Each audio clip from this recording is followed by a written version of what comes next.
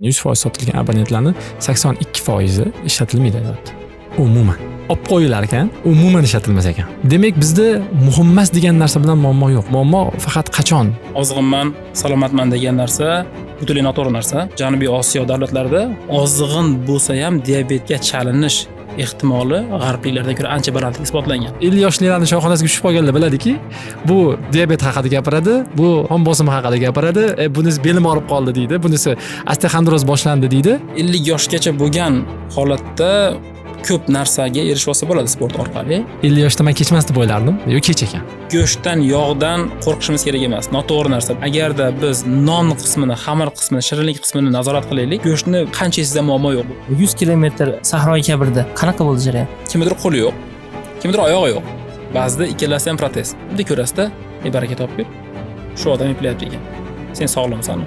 Taslim bo'lish bu hech qanaqangi variant emas deb aytib. Maqsading nima deydigan bo'lsam, aytaman 70 ga kirganimda nevaram bilan toqqa birga hayk qilish. Eslatib ketdi deydi. Betlab qo'ng'iroq qiladi. Qaysidir kun qolib ketadigan bo'lsa, ma'lumot qilinadi. 1 yil, 1,5 yil odat bo'lib qolguncha. Odam ozgina egoist bo'lish kerak. Ya'ni oilam menga ota sifatida qarab qoladigan bo'lsa, o'zim sog'lom bo'lmaydigan bo'lsam, qanday qilib ularga yordam bera olaman? Uzoq umr, sifatli umr ko'rish uchun eng foydali bo'lgan sport turi bu eng past tempda, ya'ni past intensivlikda yurish yoki yugurish. 100% odam uchun. Bugun sport bilan shug'ullandim bo'lsin, 500 metr yurishni o'zi. 500 metr yurish bo'lsa bo'ldi. Bunaqa qilindi hisob. Alohida mavzu. Assalomu alaykum akalar. Bekolimjon aka, Azizbek aka. Alohida mavzuga xush kelibsizlar. Hozir siz eslab osmondek bo'ladi deyishing sal qoldi. Ochig'i, bugun sog'lom hayot, sport hamda kasalliklarsiz yashash bo'yicha gaplashmoqchimiz. Juda ko'p postlaringizni o'qiganman Azizbek aka sizni va Bekolimjon aka, siz bilan shu 4 yil yoki 5 yil oldin tanishgan bo'lsam, hozir ko'rib aka bo'yingiz o'sdimi dedim. Nima uchun siz men birinchi tanigandan ham yosharib ketibsiz. Sizni ko'rgan odam hozir 40 ga kirgan deb o'ylamaydi. Sog'lig'imga ham juda ko'p nasihat qilgansiz, eslayman. Temurbek, o'zingizga qarashingiz kerak. Bu jihatlar. Yaqinda bitta post ko'rib qoldim. Odamlar bugungi kun uchun yashab, sog'lig'i haqida qayg'urishni unutib qo'yadi. Biznes uchun, boylik uchun yashab, vaholanki umrining oxirida qiynaladi buni oqibatidan degansiz. Bugun biz sog'lom hayot, sport hamda kasalliklarsiz yashash haqida gapirsak, nima uchun aynan ikkita insonni chaqirdim? Tibbiyot bo'yicha mutaxassislar haqiqiy va doimiy tarzda sport yoki sog'lom hayot tartibida yashaydigan insonsizlar. O'zingizlarning hayot tarzingizlardan va bugungi o'zi yashab o'tgan tajribalardan kelib chiqqan holatda gaplashsakki, toki insonlar bu suhbatda ko'rgan holatida sog'lig'iga e'tibor bersa. Oddiy sport qoidalari, masalan, men kaloriya degan tushunchani, kaloriya sababli to'lishish yoki ozishligini 1 yil yoki 2 yil oldin bildim. Bundan avval bilmaganman. Tushunmaganman. Ya'ni inson yegan narsa sababli to'lishadi, ko'p yeb qo'ygani uchun deb o'ylardim-da. Yoki oddiygina intensiv yurish insonga qay darajada foyda berishi mumkinligini yoki hayking orqali nimalar qilish mumkinligini, bardavomlik insonni qay darajada rivojlantira olishi mumkinligini tushunmaganman. Keyinchalik tushundim. Va agar bir suhbatlashsakki shular haqida va ertaga kelajak yoshlar uchun ancha foydali va manfaatli bir suhbatga aylansa. Menga ham ko'p aytadilar sog'lig'ingizga qarang deb. Hozir ham kelib aytdilar sog'lig'iga qarang deb. Telegramda ham yozib turadilar, eslab navbatda e'tirofga qo'yasizmi, ustoz topish kerakmi? Eslab turadilar, keyin men aytaman, o'zim ham unchalik xavotir olmayman sog'lig'imga deyman-da. Ramazonda yugurmay qo'ydim-da. Strava yo'lab qo'yganman-ku, bu connection bo'lgan. Teorbek oxirgi 20 kun, 25 kun ko'rdim, biror marta yugurmabsiz tinchlikmi deyishdi. Aka shunaqa qishda sovuq bo'lib ketdi. Keyin yaqinda Ramazon bor, shunga men yugura olmayapman qishda desam, keyin tushuntirishdi, qishda ham men minus dedim. -0 gradusda, -2 dan yugurdim desam, keyin Norvegiyada necha gradus dedingiz? -15 mi, -20 da ham yugursa bo'ladi deyishdi-da. Shunaqa haqiqiy o'zlari ham sog'lom hayotda tanlab yurayotgan 12 soat trafik qilayotgan ekanlar hozir. Haftasiga va bizdan ham so'rayotganlari haqiqatda qayg'urishlarini ko'rsatdi. Ironmanga tayyorlanishadi, do'stlarimiz bor, tayyorlanadigan xalq Ironman o'shanga. Ular tayyorlanish paytida 3 oy, 4 oy, 12 soat shug'ullanishadi. Hozir ularga hayot tarzlari 12 soat bo'libdi. Bekolimjon ekani. Shunga ozgina bir shu haqida gapirib bersalar, ya'ni nima uchun 12 soat haftasiga, bugun kuniga 2 soat deganida, dam olishsiz yana. Yakshanba ham yo'q, dam ham yo'q. Nima uchun shuni tanladilar? Va nega bu yoshda va necha yil davom ettirmoqchisiz? Shuni ozgina gapirsalar, keyin biz uylab ketardik. Akalar, rahmat e'tirof uchun. uyimdagilar ham bunaqa maqtamaydi meni. Xotinim ham bunaqa maqtamaydi deydi. Ya ular o'rganib qolishganda. Odatdan shunaqa bo'ladi. Ulamolarda ya'ni ko'p aziyat domla aytishdiki, ulamolar kimdan ko'proq aziyat chekadi, oila a'zosidan. Chunki ular o'rganib Har qoladi. kun ko'rsangiz, har kun ko'rganingizdan keyin oddiy narsa deysiz. Oddiy narsaga aylanib qoladi-da. Yana yugurishma deyshadi. Rahmat akalar, rahmat. To'g'ri, hozirgi vaqtda 12-13 soat atrofida bo'lyapti. Haftalik o'sha hajm deyiladi. Haftalik hajmi. Bu narsa o'z-o'zidan tabiiyki oson bo'lib qolgani yo'q, birdaniga bo'lib qolgani yo'q. Sekin-sekinlik bilan ko'tarilgan. Birinchi yugurishni boshlaganimda 500 metrdan boshlaganman boshlanishda. 500 metr yugursam bo'ldi deb turib boshlab, sekin 600 ga chiqarman, 700 ga, keyin 1000 ga shunaqa holat bo'lgan. O'tgan yil oktyabrdan, 1-oktyabrdan beri o'rtacha 12 soat atrofida haftasiga bu narsa asosan 4 xil sport turlarining ichida yugurish, velosiped, suzish bor, o'sha triatlon hisobiga, keyin o'shaligi mushaklarga ishlash deydi-yu, mushaklarni o'stirish va tosh ko'tarish. Keyin har kuni 10 minutdan unaqangi cho'zilish mashqlari. Chunki kun davomida ko'p o'tiramiz, rulda yuramiz. Misol uchun ishxonaga borib kelish uchun 1 soat yoqqa 1 soat bu yoqqa yurishim mumkin bo'ladi. O'shanda har kuni 10 minutdagi 10 minut xolos o'shani o'zi juda katta o'zgarish berdi. Seziladi o'sha narsa. Shunaqa hammasi jam bo'lib turib, shunaqa 12 soat atrofida bo'ladi. O'z-o'zidan bo'lib qolgani yo'q, bu narsa murabbiy bilan bo'layotgan narsa. Murabbiy topganmiz. Bir Gordo Byrne degan mashhur murabbiy bor dunyoda triatlon bo'yicha. Shu odam murabbiylik qilishga rozi bo'lgan bizga. O'zini yoshi bo'yicha hozirgi kundagi butun dunyodagi eng tez Ironman bo'lgan odam. 57-58 yoshda butun Ironmanni 9 soat 3 minutda tugatgan. Solishtirish uchun aytishimiz mumkin.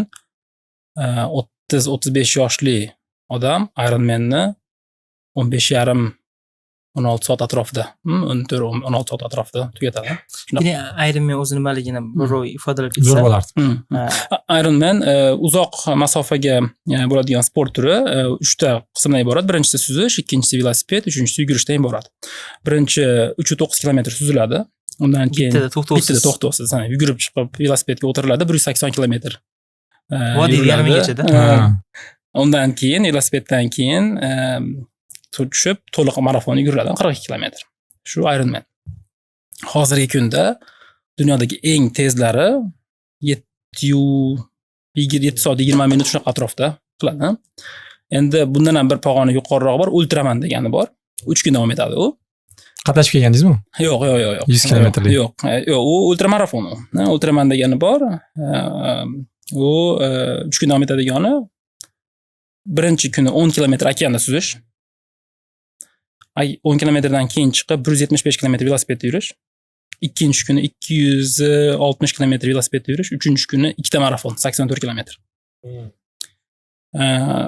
Har yili bo'ladi. Ko'p odam qatnashmaydi, tabiiyki. Chunki unga xohlagan odam bora olmaydi, faqatgina taklifnoma bilan boriladigan. Menga murabbiylik qilayotgan inson shuni chempioni bo'lgan odam. Dunyoda birinchi o'rin olgan odam o'zini vaqtida. Shunaqa murabbiylik bilan bo'lmaydi. Nimaga murabbiy kerak aynan shu joyiga? Chunki motivatsiya yuqori bo'lgan odamda xato qilib qo'yish ehtimoli yuqori. Misol uchun menda motivatsiya yuqori bo'lganda haligi kishnab turgan ot bo'ladi-yu. Kuchga to'lib turgan, uni jilolab turish kerak bo'ladi. Xuddi shunaqangi holatda. Murabbiyda qiladigan ishi sekinla, pasaytir, to'xta. Shoshilma, shunaqa. U kishi iltimos qilganimda, men senga murabbiylik qilaman. Bitta shart bilan-da, 1000 kun davomida shu narsani davom ettirasan. Ya'ni 1000 kunlik loyiha bo'ladi shu. Ya'ni kamida 3 yil. 3 yil atrofida 1000 kun davomida shunga rozi bo'lsang, senga murabbiylik qilaman. Shu ketyapmiz 1000 kunlik. Ochiq siz gapiryapsiz hali 25 yoshli odam bilan gapirishganda. Aytishni yoshlarga olmayapsizmi shu anaqani? Yo'q, rostdan bor-ku. Shunaqa. Kelishlarmi aytdim mana u. Aka nima ancha yosharmisiz? Ya'ni haqiqatdan mashina o'zi motivatsiya o'zi. Sport bilan shug'ullanishga, sog'lom turmush tarziga. O'zi odamlar gaplashib ko'rsangiz, ba'zi odamlar bor, yesa ham to'lishmaydi-yu. Ozg'in bo'ladi yoki men sport bilan shug'ullanmaydi. Nimaga sport bilan shug'ullanmaysan yoki nega qaramaysan deganda men sog'lomman-ku deydi. Ya'ni organizm o'sha payt rostdan boshida ko'rsatmaydi-da. Oxirida lekin yurak qon tomir kasalliklari bo'yicha juda yuqori o'rindamiz. O'ylab qarasangiz juda yuqori aslida bunaqa narsalar, lekin Yevropaga borgan odam borki biladi, istalgan bir davlatida siz juda ko'pchilik yuguradi. Velosiped bor, velosiped bor, yuguruvchilar ham ko'p-ku. Mana siz o'sha yerda yashaysiz-ku. Qishda ba'zi stories qo'yib qo'yasiz-ku, qorda ustida yurayotganingizni ko'rsam hayron qolaman-da. Men qor tugilib minusga tushsa chiqmayman tashqariga yugurishga-da. Yaxshi ko'raman, lekin minusmi? Havo psixologiyasiga minus yugurib bo'lmaydi degan fikr bor-da. Norvegiyada qor ustida yugurasiz, o'rmonlar ichida. Endi odamlar tasavvuri shuki, demak men sog'lomman, nimaga o'sha ozg'inman, ko'rinishim hammasi joyida deydi. Na sportga, yoki sog'lom hayotga ham e'tibor bermaydi. Bo'zi kelishlardan oldin ozgina tayyorlanib o'tirdim-da, savollarga ko'zim tushib qoldi-da. Keyin sog'liq kerakmi deb so'rasangiz, hech kim kerak emas demaydi. Yo'q, men qaraganimda kasal bo'lib, shu kravatdan tura olmay qolish xohlayman demaydi-da. Hamma aytadi sog'liq kerak deydi. Sport bilan shug'ullanish kerak, foyda, sog'lom ovqatlanish kerak deydi. Ya'ni og'zaki aytaveramiz. Kelishdan oldin bitta zo'r statistika o'qidim-da. O'sha SNGda, MDHda sport zallarni tizimi bor-ku, obuna tizimi, push 30 ga, OneFit ga o'xshagan tizimlarni qo'ygan odamni statistikasi aytayaptiki, abonentlarni deydi, 100 ta abonent, ya'ni 100% sotilgan abonentlarni 82% ishlatilmaydi deyapti. Umuman. Ya'ni bir oyda bir ishlatiladi. Emas, olib qo'yilar ekan. Yillik abonementlar haqida gaplashyapmizda, o'sha OneFit push 30 ga o'xshagan. Umuman ishlatilmas ekan. 18% gina ishlatar ekan. Keyin shunga men aytdim-da, 20 berar ekan bular, olib qoling, yangi yil. Chunki men ishlatdim-da, 2 oy ishlatganimdan keyin o'zimcha hisoblasam, buni minusda chiqish kerak-da. Chunki qolgan 10 oy menga tekinga aylandi-da. Keyin bu statistikani ko'rib tushundim. Ya'ni 82% odamning hammasi bilyapti sport bilan shug'ullanish kerakligini, foydali ekanligini va yillik obuna sotyapti ekan. Bir necha millionga, 10 million deylik, hozir obunasi shuni sotib olishyapti-da. Lekin o'sha chiqishga kelganda chiqishmayapti. Chunki uni har kun qilish kerak, intizom kerak unga va u abonement olib qo'yib, odam o'ziga o'zi mana men birinchi qadam tashladim deydi, lekin ikkinchi, uchinchi qadamda esdan chiqib qoladi. Demak, bizda muhim emas degan narsa bilan muammo yo'q. Muammo faqat qachon ertaga indinga deb odam o'sha o'zi gap borku, mashhur gap, odam vaqt bilan sog'lig'ini vaqt qadriga yetmaydi, kerak bo'lgan paytda. Ya'ni sog'lig'ingizni 50 yoshga borib tushunasiz, sizga kerak bo'lishini, lekin endi unda kech. Hozir mana kelishdan oldin ham Bekzod aka bilan gaplashdik-da. 50 yoshda men kechmas deb o'ylardim. Sog'liq mana tushunib yetdi bitta odam, xato, lekin o'sha payt bularga o'xshab 12 soatdan shug'ullansa kechmi desam, kechmas deb o'ylardim-da men. Yo'q, kech ekan. Ya'ni kech qaysidir darajada u tiklolmaydi, baribir eski yo'qotilgan suyagini, mushaklarini, o'pkani, sig'imlarini tiklolmas ekanda. Xuddi shunaqa vaqt ham 50 yoshga borib o'tib ketdi. Xotira boshqa, vaqt boshqa, majburiyatlar boshqa, inson tiklolmaydi va bu nimaga desa, o'tirib o'yladimda. Chunki biz mana maktab sohasida ishlaymizda, bolalarga biz uqtirmoqchi bo'lamiz. 7-8 bolalarga, "Voy, 10 sinfga borib tipirchilab qolasan. Soha tanlamagan bo'lasan, birorta ko'nikmen bo'ladi, birorta fanda zo'r bo'lmagan bo'lasan. 11 sinfga borib kim meni qatga kichkina ukamlarim katta bo'lyapti, menga kontrakt to'lash olmaydi, grantga kirishim kerak deysan, umringni yo'qotgan bo'lasan. De mana shu tendensiyani kuzatamiz. 7-sinflar kelajagi 11 sinf haqida o'ylamaydi, 4 yil haqida. Lekin 11 sinfga borganda xuddi shu bola tipirchilab qoladi. Nimaga ekan deb turib ba'zi tajribalar o'tkazib ko'rganimizda, ya'ni 11lar bilan 7larni ba'zi narsada aralashtirish. 8lar bilan 9 bilan aralashtirish, 10 bilan gaplashib turishdi. Shuni men voqeroq qilmagan ekanman. Men mana 7 sinfda o'rganib qo'ymagan ekanman. Ingliz tilida ayrilsam yoki sertifikatim 8 sinfda olmagan ekanman deydi.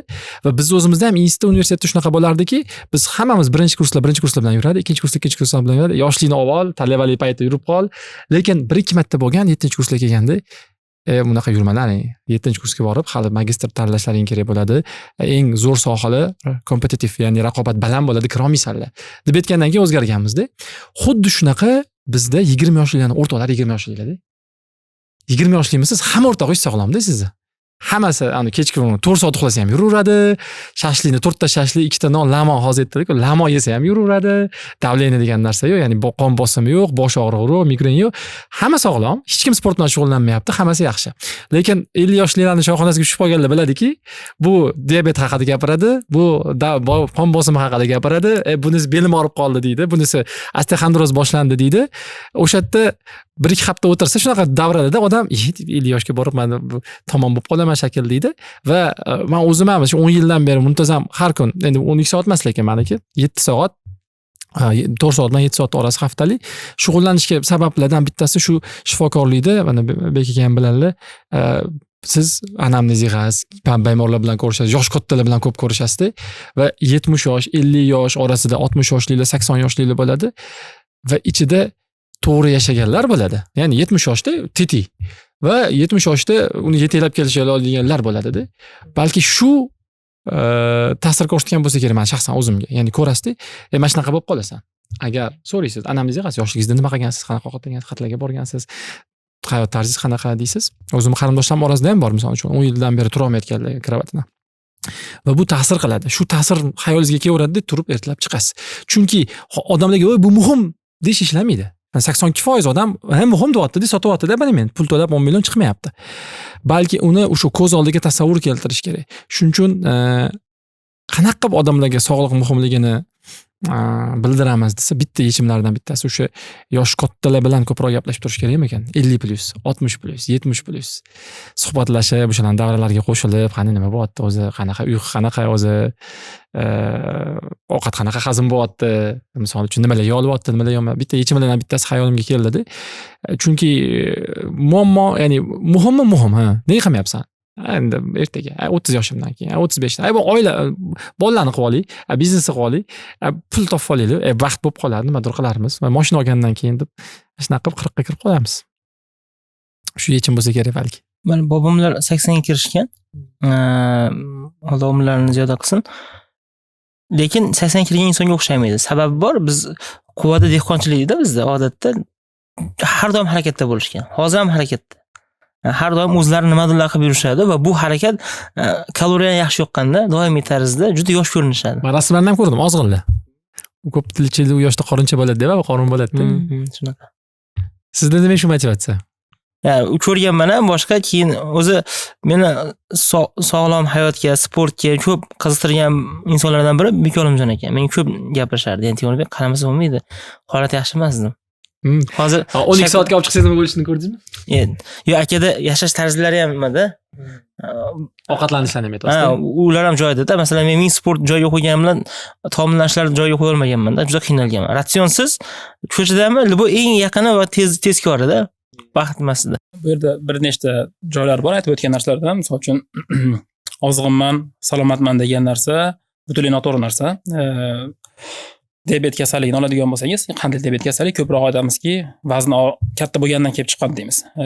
Vaholanki diabet haqidagi ma'lumotlarimiz, boshqa ko'p ma'lumotlarimiz asosan g'arb adabiyotlariga asoslangan holat shakllangan. To'g'ri. Izlanishlar asosiysi u yo'da-da.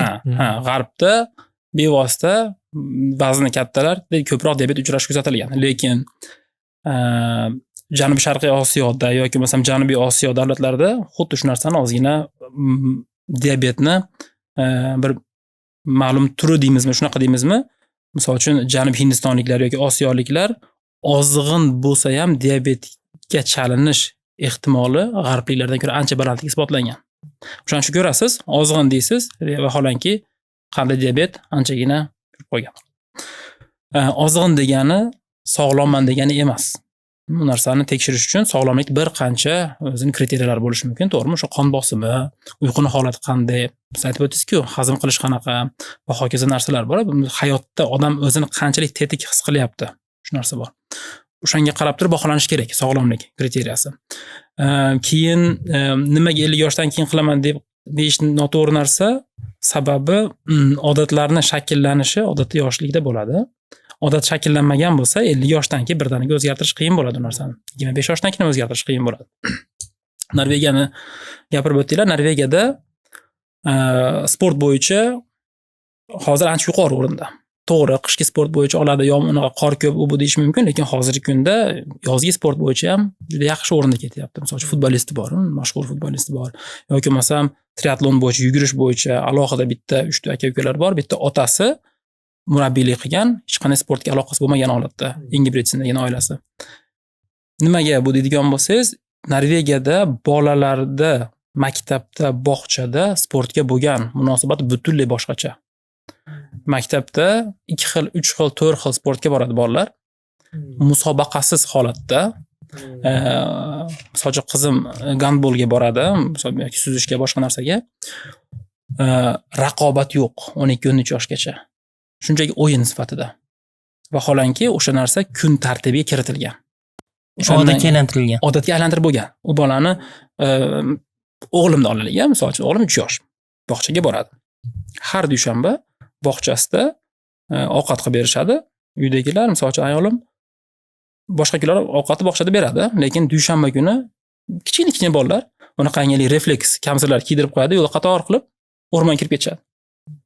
-5 mi, -6, -10 mi, shamolmi, yomg'irmi farqi yo'q.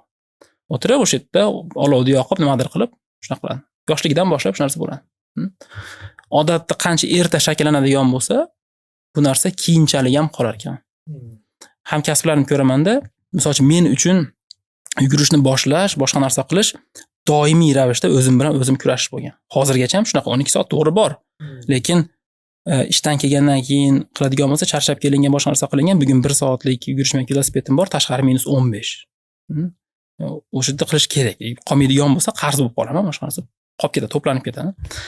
Majburlaysizda o'zi u yoqqa qilasiz, bu yoqqa solasizda, taliga tayyorgarlikni o'zi eshikdan chiqib olgunizcha 1 soatdan ko'proq vaqt ketib qoladi.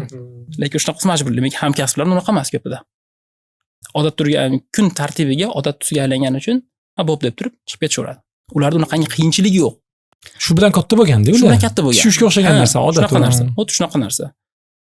Misol uchun bizning madaniyatimizda qanday yosh katta odamlar tabiatimizga qarshi kurashishimiz kerak. Shunaqa holat. Misol uchun aytaylikki, jamoat transportida ketyapmiz. O'tirib ketyapman men. Yosh katta odam keladigan bo'lsa, tabiiy ravishda o'zim o'ylamagan holatda ham o'rnimdan turaman. To'g'rimi? Bizda shunaqa. Bizda shunaqa holat. U narsa u yerdagilar tabiat uchun teskari bo'lishi mumkin. Xuddi shuni yoshlikdan nimadir o'rganiladigan bo'lsa, keyin katta bo'lganda o'sha narsa qoladi. 50 yoshgacha bo'lgan holatda ko'p narsaga erishib olsa bo'ladi sport orqali. Undan keyin muammo bo'ladigan bo'lsa, uni qaytarish juda ham qiyin. Misol uchun oddiy qandli diabet bo'ladigan bo'lsa, u bilan kurashish uchun yana ham ko'proq vaqt kerak bo'ladi, yana ham ko'proq kuch kerak bo'ladi. Mablag' bo'lsa-yu, lekin sog'lik bo'lmaydigan bo'lsa, u mablag' tatmaydi baribir moliyaviy jihatdan. Qanchalik pul sog'lom bo'lsa hech narsa tatmaydi. Shunaqa bo'ladi. Bekzod aka, men hozir mana sport haqida va odatlar haqida gaplashdik. Men ko'p e'tibor beraman, bizda professional sport ancha yaxshi rivojlangan. Professional sport degani futbol, kurash. Sportchilar uchun ajratiladigan pul, deylik, umuman ularni qo'llab-quvvatlash, agar g'olib bo'lib kelsa nimadirlar berish. Lekin haqiqatan aholining turmush tarzidagi sport u darajada rivojlanmagan. Endi avvallari o'ylayman 20 yil, 30 yil avval aktual bo'lmagandir. Nega deyilganda, shaharlashgan bo'lgan u payt. Va odamlar sog'lom hayot uchun o'zi bilgan va bilmagan holatda ishlagan. Yer chopgan bo'lishi mumkin, piyoda yurgan bo'lishi mumkin, jamoat transporti kamroq bo'lgan bo'lishi mumkin, o'zining shaxsiy avtomobili kamroq bo'lgan bo'lishi mumkin va bu insonni harakatga undagan. Lekin zamon bugun o'zgardi. Va bugun agar yo sport bilan yashab, sog'lom hayot bilan davom ettirasiz, umuman e'tibor berasiz yoki kasalliklarni o'zingizga orttirib qiynalasiz. Ertaga bundan jamiyat ham qiynaladi baribir. Yuk. O'zim bitta o'sha aytganingizga kelib qoldi hayolimga. Anchadan beri o'ylab yurdim. Yaqingacha bizni jamiyatimizda, ya'ni O'zbekiston jamiyatida yaqingacha terlamasning iloji bo'lmaganda. Ya'ni terlaganimizda endi tabiiy, ya'ni terlamasdan bir odamning umri yoki yili yoki kuni o'tmagan. Ya'ni uzoqqa yurish kerak bo'lgan, konditsioner deymiz, o'sha sovutgichli bo'lmagan, transport bo'lmagan, terlab ishlangan, ya'ni bir mehnat qilsangiz, ya'ni ofis ishlari unaqa katta bo'lmagan, ko'p ishlar qo'l bilan, tana bilan bo'lgan, terlanilgan, ya'ni u terlash ham birdan belgisi, ya'ni tana ishlayapti, tana issiqda ishlayapti, tana o'zidan o'sha issiqlikni chiqarishga harakat qilyapti, yurak tez uryapti, ya'ni qanaqadir demak kardioga o'xshagan narsa ketyapti. Ya'ni siz aytganingizdek, mana deylik bobolarimiz atlet bo'lib marafonlarga qatnashib yurmagan bo'lsa ham 80da forma bilan yetib borishganda, meni ham shunaqa bitta qo'shnim bor, 80dan oshdi, 90ga qarab ketyapti. Tetik, ozg'in, ya'ni nimaga desa, o'ron olib chiqib ketardi-da, ya'ni yaqin-yaqingacha o'ron olib, bolalarga o'tirishim kerak deb chiqib ketardi, tellagan. Lekin o'zimizni kunimizni analiz qilib, men konsert ishlatmayman-da, ya'ni konsert o'tga kirsam o'chirtirib qo'yaman-da. Nimaga desa, shu tellash hissi yo'qolib ketadi, yo'masam odamda. Tellamay qo'yganmiz. Ya'ni bir puli bor yoki imkoniyati bor, ishi bor, 25, 30, 40 yoshli erkak, ayol farqi yo'q odam, men tellamasini xohlayman desa, u eploladi uni. O'zbekistonda yashab, 4 oy, 5 oy yozdi. Men tellash xohlam, unutmoqchiman, tellamoqchi emasman desa, bemalol imkoni bor. Taksi chaqiradi, avtobuslar ham hozir konditsionerda. Ortiqcha qimirlash ham shart emas, hamma yerda lift bor, yuk ham tashiydi, ofis ishlarida ishlaydi. Yurishga ham ko'p hojat ham yo'q, skuterlar chiqib ketgan, ya'ni yayov bo'lgan joylarda ham skuterlar bor hozir. Ya'ni zamonimiz talab qilyapti qo'shimcha odatlar kiritishimizni. Bizni yoshligimizda, ya'ni bitta axlat tashlash uchun ham 3 kilometr, 4 kilometrga borib kelardik. Alohida sport bilan shug'ullanish odati kerak bo'lmagan ekan. Eng qisqa narsa, misol ilmiy tadqiqotlarga ko'radigan bo'lsangiz, hamma dunyodagi o'sha eng mashhur murabbiylar bo'ladimi yoki professional sportchilar bo'ladimi, salomatlik uchun eng foydali bo'lgani faqat musobaqalarda qatnashib yutish uchun, balki haligi inglizcha longevity deyiladi, uzoq umr, sifatli umr ko'rish uchun, kasal bo'lmagan holatda umr ko'rish uchun eng foydali bo'lgan sport turi bu eng past tempda, ya'ni past intensivlikda yurish yoki yugurish. 100% odam uchun. Biz nima xato qilamiz? Xato qiladigan narsamiz, professional odamlarni ko'ramiz, ularning tezligiga e'tibor beramiz, o'zimizni solishtiramiz. Aytaylikki, men 1 kilometrdagi men uchun sekin bo'lgan narsa 1 kilometrga 6 minut vaqt sarflasam, Eliud Kipchoge marafon bo'yicha 2 soatdan kamda yurgan odam. U odam o'sha qiyinchilikda boshqada 1 kilometr 3 minutda yuradi. Vaholanki ikkalamizni qiyinchilikni his qilishimiz bir xil. Ya'ni yurak bir xil uradi. Yurak endi bir xil qiynaladi. Biz nima qilamiz? Bu tezligi bunaqa ekan deb turib, o'shanga harakat qilishni boshlaymiz. Demak, har bir insonni individual. O'ta individual. Lekin har qanaqangi sport bilan shug'ullanmoqchi bo'lgan odam tezlangandan ko'ra sekinlasa ko'proq foyda bo'ladi. Nimaga sekinroq yurish kerak, nimaga sekinroq yugurish kerak? Chunki tez yugurish uchun odam u narsani oldindan nima deydi? You have to earn it deydi-yu. Oldindan o'shanga yetib borish kerak. O'sha narsani u narsaga talabgor bo'lish uchun uni o'zini isbotlash kerak. Uzoq umrni yoki salomatlikni belgilab beradigan narsa bu sport bo'ladimi? Qanaqa bo'lsa ham harakatni qancha davom etishi. 1 yil davomida qancha hajmda bo'lishi. Aytaylik, masalan, 500 soat bo'ladimi, 600 soat bo'ladimi haftasiga, yiliga. Demak, men deylik, zalga borib kuniga 1 soat tosh ko'tarib, keyin yotib yoki o'tirib ishlaganimdan ko'ra, ishxonaga yayov borib kelganim ko'proq menga foyda. 1,5 soat, 2 soat. Uzoq umr ko'rishni, salomat umr ko'rish uchun bu foydaliroq. Lekin maqsad nima? Zalga borib tosh ko'tarish maqsadi agar muskul o'stirish bo'ladigan bo'lsa, unda boshqa gap. U alohida narsa. Muskuli bor odam degani kardiovaskulyar jihatdan, yurak qon tomir jihatdan sog'lom degani emas. Shunaqa ko'p anaqada 20-30 yoshda infarkt bo'lganlar ham bor-ku, muskul ko'p ko'targanlar orasida. Demak, biz hozirda o'zi sog'lomlik-ku bugungi mavzuyimiz sport emas-u. Sog'lom hayot deganda, sog'lom hayotda eng katta dushmanlari oxirgi statistikani qaraganimda bizda ham, o'z dunyoda ham shunaqa bo'lsa-ki, birinchi o'rinda yurak qon tomir kasalliklari, ikkinchi o'rinda diabet va uning asoratlari. Ya'ni undan qolgan nimadir muammolarda. Ikkalovi ham eng qizig'i bularga biz ta'sir ko'rsata olamiz-da, ya'ni qaysidir darajada orqaga surib yubora olamiz yoki kamaytira olamiz. Ya'ni ko'pchilik saratondan qo'rqadi. Saraton emas ekanda birinchi o'rinlarda. Va mana shularni, demak, yurak va qon tomir kasalliklaridan va diabetlardan iloji boricha qutulish, orqa-orqaga surish maqsadimiz bo'lsa, demak, biz sportni sport maqsadida, mavzuyimiz sport emas-ku, yutish maqsadida, birinchi o'rinni olish maqsadida, 1 kilometr 4 daqiqada yugurish, 3 daqiqada yugurish maqsadida emas, aynan shu yurak qon tomir kasalliklari, diabetlarni orqaroq surish, iloji boricha chalinmaslik maqsadida gaplashyapmiz va bu maqsadga, demak, sportni intensivligi, ya'ni pastroq bo'lishi, ya'ni o'zi halimroq, yumshoqroq bo'lishi va ko'proq bo'lishi, ya'ni yutar ekan. shunaqa gap aytsak bo'ladimi demak? Shunaqa. Mendan so'rashadi, shuncha harakat qilib nima maqsad nima o'zi bundan? Qanaqadir Bu narsani yutmoqchimisan, medalmi? Qanaqadir bir musobaqaga qatnashyapsan. Yo'q, musobaqa qatnashganimsan. 2026-yil hech qanaqa musobaqam yo'q. Vaholanki har haftasiga 12 soatdan yuryapman. Maqsading nima deydigan bo'lsa, men aytaman 70 ga kirganimda nevaram bilan toqqa birga hayk qilish. Sayamiz uchun. O'zlaring bor uralaymi, ko'tarib charchab qoldim. Yoki bo'lmasa aytaylikki, nevaram qancha yoshga kirdida, birinchi 15-16 qancha marafon yuguradigan bo'lsa, birgalikda yugurish. To'g'rimi? 75-80 kirgan paytda. Maqsad sifatli. Nafaqat u yugurish bo'lishi o'sha turib turish ham kerak-da, o'zi bor ham bo'lish kerak-da. Maqsad, misol uchun o'limga boramiz hammamiz. Umrni oxiridagi 15-20 yiliga qanday sifatda o'tadi? Aytaylik 75 hozirgi holatda baribir umr uzayib boradi. Biz tibbiyot yordamida umrni davomiyligiga ta'sir qila olyapmiz hozirgi kunda. Lekin umrni sifati haqida kam gaplashyapmiz. Misol uchun meni bemorlarim keladi 85 yosh, 90 yosh atrofida qandli diabet kasalligi diagnozi qo'yilganiga 25 yil bo'lgan. To'g'rimi? Shifokorlar dori bilan boshqa bilan normada ushlab turibdi, lekin hayot sifati yaxshi emas. Arava yetalab yuradi, boshqa qiladi, ko'chaga chiqib o'zini o'zi eplolmaydi, boshqa qila olmaydi. O'shaning uchun maqsad nima deydigan bo'lsa, maqsadni 75 yoshdagi, 80 yoshdagi odamga qarab turib qo'yish kerak bo'ladi. Ya'ni bu degani o'sha nevaralar bilan vaqt o'tkazish, bolalar bilan vaqt o'tkazish degani eng kamida birinchi navbatda yuk bo'linmaydi ularga. Ya'ni og'ir yuk emasmiz. Ikkinchidan biz ularda yana qanotamizda. Chunki u gap birga sport bilan shug'ullanamiz, birga shuncha yillik bilimlarimizni o'tkazyapmiz. Aynan yaxshi ajdod bo'lish uchun ekanda, o'zimiz uchun yaxshi ajdod bo'lish uchun va o'sha yerda bor bo'lishimiz uchun, sog'lom bo'lishimiz uchun hozirdan investitsiya qilish va yana bitta holat yurak qon tomir kasalliklarida endi biz ham ko'rgan narsa va diabetda u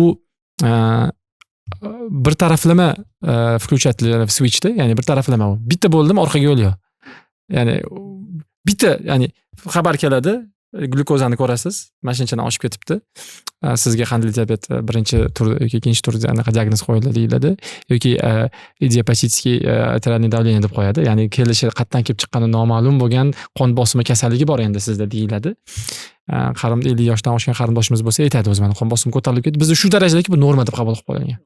Shunaqa qon bosimi yosh katta bo'lgan odamning qon bosimini oshishi juda nima qabul qilinadi. Yo'q, bo'pti endi 50 dan keyin shu deb oddiy qabul qilinadi. Xuddi soch oqarishiga o'xshabdi. Ya'ni 50 yoshdan keyin ochdik, lekin vaholanki mana bek aka ham bilsalar kerak, shunaqa xalqlar bor. Qon bosim mutlaq ko'rsatilmaydi. 70 yoshligida ham, 80 yoshligida ham. Mana shunaqa xalqlar bor, shunaqa qabilalar borki, qon bosimi yo'q bo'ladi 80 yoshligida ham. 70 eshitmagan. Diabet haqida ular umuman xabari yo'q. Ya'ni xabari yo'q degan ma'noda u kasallik bor lekin bilmaydi emas. Diagnostika qilsangiz birortasida chiqmaydi. Bularni aytib bersin, nahotki shunaqa bo'lishi mumkinmi deydi bizdagi, ya'ni ota bobolarimiz bilan o'zimizning qarindoshlarimiz orasida ham bor. 50 dan keyin men davlenam bor, uzr deb qolishadi, keyin voy deyman-da men. Ya'ni shunaqa xalqlar borki, buni eshitmagan. Nega bizda bo'lishi kerak bu narsa? Negaki mana hozir aytganlaridek, ya'ni biz past intensivlikdagi, past faollikdagi uzoq muddatli mashqlardan uzoqlashyapmiz. Nima uzoqlashtiramiz? Bu endi o'sha zamonaviylikdan 50% ga chiqibdi shaharlashimiz. 50% shaharlashuvni, hayot osonlashuvini, pul ko'payayotganini oqibati deb mana qilsak bo'ladi. Chunki shaharlashganingizdan keyin hamma yoq transport, bir joyga ham taksida borasiz, transportda borasiz, uyda yurish kamayib ketadi, sport bilan shug'ullangingiz kelmaydi, ya'ni jismoniy mehnat kamayib ketadi. Natijada asli boyiyapmiz, shaharlashyapmiz, yaxshilash kerak sog'lig'imiz, lekin yomonlashadi. Men bitta narsaga e'tibor beraman. Ko'p jamiyat darajasida gapiradigan bo'lsa, bu narsa ha deyiladi, quloqqa olinmaydi. Men o'zimda ham shunaqa. O'zbekiston aholisini, O'zbekiston butun dunyoda yurak qon tomir kasalligidan o'lish bo'yicha birinchi o'rinda turadi. Shunaqa bo'pti. Oldin Qatar edi 2-3 yil oldin, ammo endi birinchi o'ringa chiqdik biz. Sabablari ko'p. Uni diskussiya qilish mumkin, boshqa narsa qilishimiz mumkin, juda ham yaxshi narsa. Lekin men uchun o'zimga qiladigan foydam, men yugurgan chiqadigan bo'lsam, qizim men bilan birga chiqadi. U velosipedda yuradi, atrofimda birga chiqadi. O'ta sifatli vaqt. Farzand bilan gaplashib o'tirganda, o'tirmaydi, gaplash degan vaqtda suhbatlar chiqmaydi. Siz kutmagan vaqtda chiqadi. Ko'chaga chiqamizda unga nima xavotirga solyapti, u nimani o'ylayapti, uni muammosi nima, uni nima qiziqtiryapti, shu narsalarda hech qachon o'tirib, ularga alohida vaqt ajratib gaplashib bo'lmaydi, unaqa narsa bo'lmaydi. Chunki bolani xayoli har xil joyda yuradi. Qizim bilan chiqadigan paytda asosiy, eng qiziq bo'ladigan narsasi suzishga ketadigan vaqtda, mashinada ketadigan vaqtimizda har xil gaplari chiqadi. kelayotganda bo'ladi yoki bo'lmasa trenirovkadan chiqqandan keyin bo'ladi u. Chunki harakatdan chiqqan energiya ko'p, boshqa ko'p, nimalardir aytgisi keladi, kayfiyat zo'rda. Shunaqa. Yugurib chiqqanimizda o'shaning uchun mayli, jamiyat haqida gaplashaylik, qayg'uraylik, boshqa narsa, lekin o'zimiz uchun. Bo'lak, chunki odam jamiyat haqida qayg'urishdan oldin birinchi o'zi haqida qayg'urish kerak. Chunki shag'am yonib turishi uchun uni doimiy beradigan o'sha tuganmas yoqilg'isi bo'lishi kerak-da. O'zingni qutqarib, mingta odam qutqarasan. Shunaqa holatda. O'shaning uchun o'ylaymanda, o'zim uchun nima bo'lyapti? Birinchi eng yaxshi narsa bu farzand bilan o'tirib, juda maza qilasizda ota sifatida gaplashib, hamma narsa. Shunaqangi kundalik holatda o'ta katta yaxshi kayfiyat. Kayfiyat zo'r, uydagi holatda yaxshi, chunki kayfiyat o'zidagi yaxshi, ish unumdor bo'ladi. Biznes rivojlanadi. Chunki asabiylashmagansiz, stressdamansiz, stress yechgan, o'rmonda yugurganda yoki qayta yugurganda past tempda boshqada ko'proq fikrlar keladi. Qanaqadir o'ylanib yurgan muammo yechiladi. Shunaqa agarda menda ishda yoki boshqada shu biznes holatlarida nimadir o'ylab topib qiladigan bo'lsa, u narsani o'tirib, qog'ozda o'tirib yechish qiyin masala. Ko'chaga chiqasiz, naushniksiz, telefonsiz, boshqasiz chiqib ketasizda, yurib o'sha yerda muammolar ko'p yechilib ketadi. O'shaning uchun hozir gaplashganimizdek ko'p vaqt sarflasa ishlar qolib ketadi-yu bu degan narsa, u argumentni men qabul qilishim qiyin. Aksincha, past tempdagi yurish bo'ladimi, yugurish bo'ladimi, velosiped bo'ladimi, nima bo'lsa ham bu narsa biznes uchun katalizator sifatida qarash kerak. Biznesga kayfiyat qo'shadi. Pozitiv kayfiyat qo'shadigan narsa. Ya'ni bu 12 soat haftasiga 15 soat sport bilan shug'ullansam qachon yashayman emasda, shu yashayotsan o'zi shu 12 soat yashashni bir qismi, ya'ni bu anaqa qilma, ya'ni nima deydi? Bir kerak emas narsadek qarama, ya'ni hayotdan uzilib qolayotgandek, yashamayotgandek, xuddi bir bekorchi narsa bilan, ya'ni majbursan endi 50-70 yoshda bukchayib qolmaslik uchun qilayotgandek qarama. Bu ham o'zi zotan u foydasi ham bor. Lekinki buni o'zi ham hayot. Buni o'zida qancha muammolar yechiladi, bolang bilan chiqishing mumkin, maza qilasan, tabiat yoqadi degan argument va men siz aytgan narsani taxminan izlanib ko'rganman-da, shu 3 yil oldinmi, 4 yil oldin 700 kunlik anaqaga strayka kirishayotgan paytimda minggacha qolmagan ekanman, qarang. Siz mingga qarab ketyapsiz-ku, menda 700 da uzilib qolgan. Endi hozir qaytib tiklayapmiz. O'shanda izlanishga borganimda 1 soat kardio, 1 soat yurak qon tomirini kuchaytiradigan mashg'ulotlar 3 soat qaytarib berar ekan. Odamga 3-2 mi shunaqa, 3-3 mi shunaqa qaytarib berar ekan. Ya'ni umr uzoqligi, uyquni sifatini hisobiga kamroq uxlashingiz, ya'ni chuqurlashish hisobiga va o'sha qarilikdagi kamroq kasal bo'lishingiz hisobiga, ya'ni 1 ga 3 qaytarar ekan umrda, ya'ni eng qizig'i. Boshqa hech narsa yo'q ekan bunchalik qaytaradigan. Endi biri o'ziga ketyapti-ku. Hattoki ana umuman o'sha payt yashamayapsiz tasavvur qilsam 2 da 2 soat plyus ekanda. Va endi menda ikkilanayotgan narsa, boyagi siz bilan gaplashgan narsamiz, shu 1 ga 2 qaytishi. Misol uchun men 7 soat haftasiga ajratsam sportga, endi o'zimning savolim bu, bolalarga qiziqmi men bilmayman. Qiziqmas bo'lsa kesib tashlaysizlar. 7 soat ajratsam haftasiga, men 21 soat olaman qaytarib. Umumiy 70 yoshimgacha bo'lgan, 80 yoshimgacha bo'lgan davrda 21 soat qaytarib olaman. 7 soat o'ziga ketyapti, demak 14 plyusdaman baribir. Lekin 12 soat ajratganimda yana o'sha 21 olaman, 12 ni o'ziga qaytarib bera olmanmi? Yoki endi 36 olmanmi? Chunki baribir chegara bor. Ya'ni uyquni chegarasi, bog'liq, ya'ni sog'lom yurishingizning chegarasi bor-da. Bu narsa faqat bir necha xil omillarga bog'liq narsa. Ko'pchilik trenirovkaga genetik omil jihatdan boshqadan har xil javob beradi. Misol uchun meni o'zimda oladigan bo'lsam, meni oila a'zolarimda, dadamda bo'lgan, uni otasida, boshqa yurak qon tomir kasalliklari o'ta og'ir holatda. O'shaning uchun men o'zimga aytamanki, mayli kimdir 2 soat harakat qilib turib bir natijaga erishish mumkindir, lekin sen 4 soat harakat qilishing kerak. O'sha natijaga erishish uchun ma'nosida. Yana o'sha joyda menga individuallashtirilgan holat narsa bu. Bitta narsa bir qolip sifatida hammaga tushmaydi.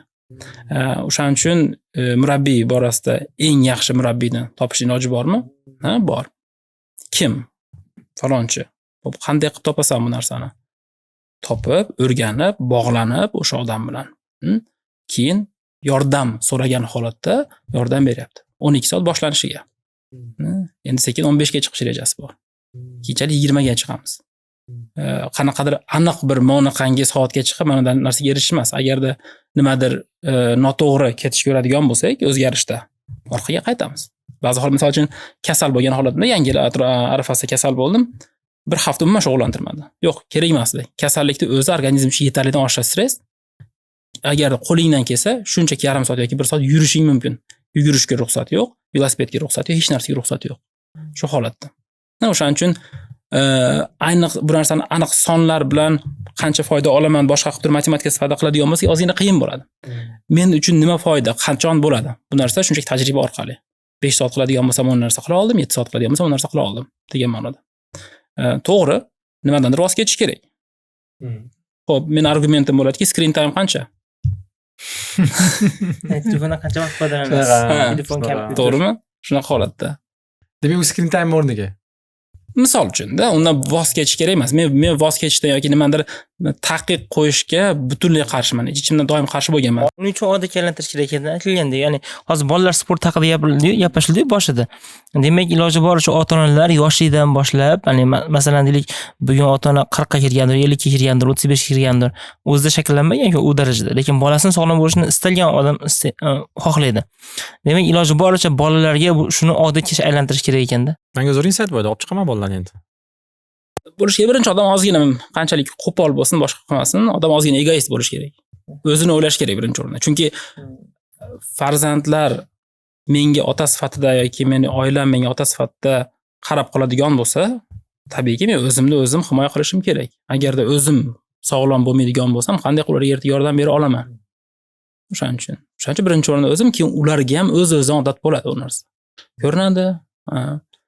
Eng qizig'i, farzandlarga kelajakdagi hamrohlari, turmush o'rtoqlari uchun ham norma sifatida qaraladi. Aytaylikki, qiz bola bo'ladigan bo'lsa, ertaga turmushga chiqyapti, turmush o'rtog'i bo'ldi. U qiz bolani yoshligidan boshlab sport bilan shug'ullangan otasiz va bu narsa norma sifatida qaraladi. Va tabiiyki, ertangi turmush o'rtog'i bo'lajak turmush o'rtog'i xuddi shu narsani kutadi. Nima bo'ladi natijada? Bolalar ham ketdi. Shunaqa davom etib ketaveradi. Bunaqa bo'ladigan bo'lsa, nimaga? Bu narsa norma sifatida qaralgan narsa. Lechini senga o'xshagan bo'ladi-da. Shunaqa holatmi? Undan keyin tabiiyki 2 ta, 4 ta bo'ladi, 4 ta, 8 ta oyog'i progress sifatida ketaveradi. Shunaqa holat.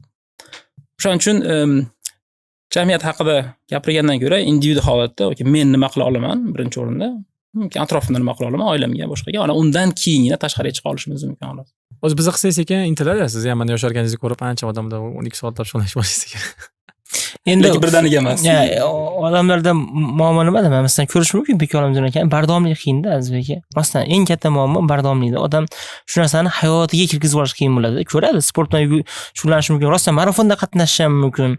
Lekin siz har kuni Toshkent shahrida masalan ko'chaga chiqsangiz yuzlab odamni yugurayotgan ko'rmaysiz-ku. Eslatib turmaydi, sen shug'ullanishing kerak degan har kuni. Qiyin narsa-ku. U narsa sekin-sekin bo'ladi u narsa. Men bugun ertaman ko'rdim. Ertaman bir joyga bir zalga borib turib shug'ullandik. Kelyatib mashinada yugurayotganlarni ko'rdim. Oldin unaqa narsa yo'q edi. O'zgarishlar sizlarga bilinmaydi. Chunki sizlar har kuni ko'rasizlar uni. O'zgarish menga bilinmaydi. Ichidamizda biz. Ichidasizlar. Men 4 oyda, 5 oyda, 6 oyda keladigan bo'lsam, binolar yangilandi. Xuddi odamlarda holatdagi narsa ham ko'payadi. Qayerdan bilasiz bu narsani? Savollar ko'p sport bo'yicha. Sport do'konlari ko'p. Sport do'konlari tabiiyki ehtiyoj borligidan keyin kelib chiqadi. O'zgarish katta bo'lyapti, yo'q emas. Anaqalarni o'tkazishyapti, Samarqandda musobaqalar boshlanyapti. Oddiy hiking va kemping bo'yicha do'konlar ochildi. Alohida. Keyin bardavomlik bo'yicha menda bitta life hack bor. O'sha life hackni men ishlatib ertaga mana chiqish boshlaymiz. Undan oldin ham ishlatganmiz. Yillar davomida ishlagan life hack bu. Bu endi o'zi masala nima? Bizda o'sha bekaga aytganlaridek tabiatimizda yo'q-da o'zi. Har kun ertalab turib badan tarbiya qilishing kerak degan yoki sport bilan turishib bu har kun bo'lish kerak degan narsa tabiatimizda yo'q va tabiiyki nafsimiz qarshi chiqadi ertalab turgan paytimizda. Shuning uchun o'sha training body deyman men, ya'ni mashg'ulotda birga shug'ullanadigan sherik. Bitta bo'lish mumkin, ikkita bo'lish mumkin, u odam trener bo'lishi mumkin. Zaldagi yoki marafonni yurtiradigan boshqa trener bo'lishi mumkinki, eslatib ketdi deydi. Ertalab qo'ng'iroq qiladi. Misol uchun menda shunaqa edi. Ketdi deydi, birga sumkalar yig'ishtiriladi yoki bitta mashinada yoki taksida yoki nimadandir yig'ilib turib boriladi. Qaysidir kun qolib ketadigan bo'lsa, ma'lumot qilinadi. Nega chiqmadi? Qayerda eding? Ko'rinmadingiz, kecha ko'rinmadingiz, uyquni bera oldingizmi deydi-da. Yaxshi bitta achchiq gaplardan qiladi, toki u 1 yil, 1,5 yil odat bo'lib qolguncha, o'zi 1 yil, 1,5 yil odam shu mana shu holatda yursa, keyin o'zi tanasaveradi o'zi. Qani menga ber deydi-da, sog'inadi o'sha narsani. Mana shu menimcha yaxshi yechim bo'ladi, chunki bu yillar davomida ishladi mana shu yechim menda. Ya'ni siz qo'ng'iroq qildi, uyalmasligingiz kerak, va'da berib qo'ygansiz, boshqa, ya'ni kutib turishib o'tdi yoki trenerga pul berib qo'ygansiz, u nima deydi u, unga albatta ruxsat berib qo'yish kerak, meni urishishim mumkin. Bemalol anaqa qilmasam jarima qilishim mumkin deb qo'yish kerak. Ijtimoiy boyga odam oldida mas'uliyat, uyalib qolmaslik, yuz degan narsa bor-ku, lavz degan narsa bor. Mana shu yaxshi ishlasa kerak bardavomlikda. Ya'ni mana muhimligini bildik.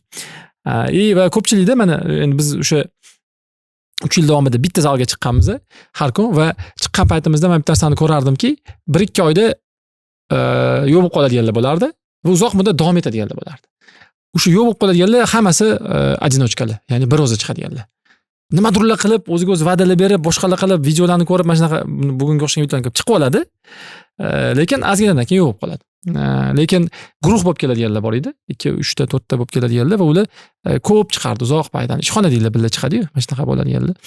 Billa shug'ullanadiganlar. Mana o'zingiz ham adashmasam Tailandsiz, xalq farmanga Tailandingizmi?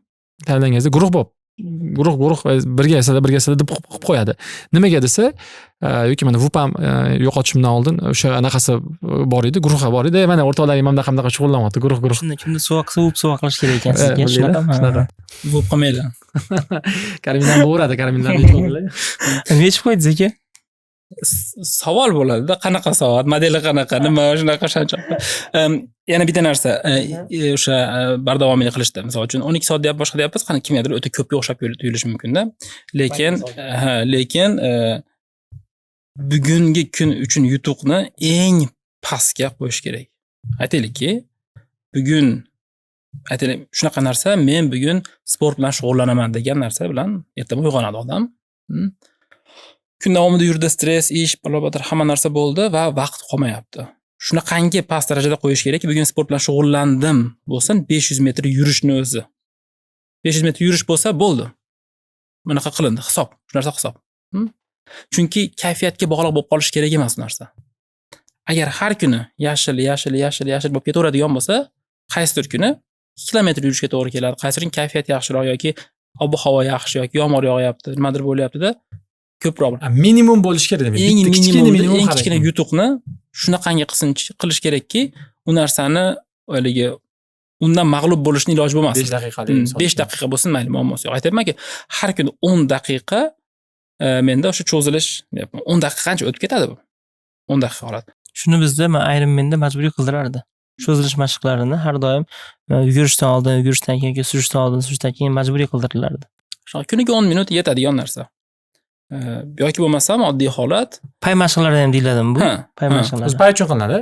Shunaqa, pay uchun, muskul uchun, suyaklar uchun har xil holat. Yoki bo'lmasam inson umrini davomiyligi bilan bevosita bog'liq bo'lgan testlar bor. Aytaylikki, bitta oyoqda turish testi bor. Oyoqda tikka turasiz, bitta oyoqda, ikkinchi oyoq 90 gradus holatda. 90 ga yo'q, tizzadan bitgan holatda, tizzadan laylakka o'xshagan holatda turish bor-ku, o'shanday. Agarda 30 sekund tura olsangiz, sizda balans yaxshi, salomatligingiz, ya'ni davomiyligi yaxshiroq degan ma'noda. Agarda ko'z yumgan holat 30 sekund tura olsangiz, bu juda ham yaxshi degani. Bo'shalanib ketadimi? Ikkinchi oyog'ini qo'yib oladi-da. 95% holatlarda odam tikka turgan holatda bitta ko'zini yumib yiqiladi. 30 sekund tura olmaydi. Demak, videoni pauza qilish kerak shu joyda. Ha. Qilib ko'ringlar. Mana qiziq qilib ko'raman. Bitta test shu narsa, to'g'rimi? Ikkinchisi, chordana qurib o'tirish bor-ku. Chordana qurib o'tirishda tikka turish testi bor. Tikka turgandan keyin boshqa qancha aylanmaydimi? Yo'q.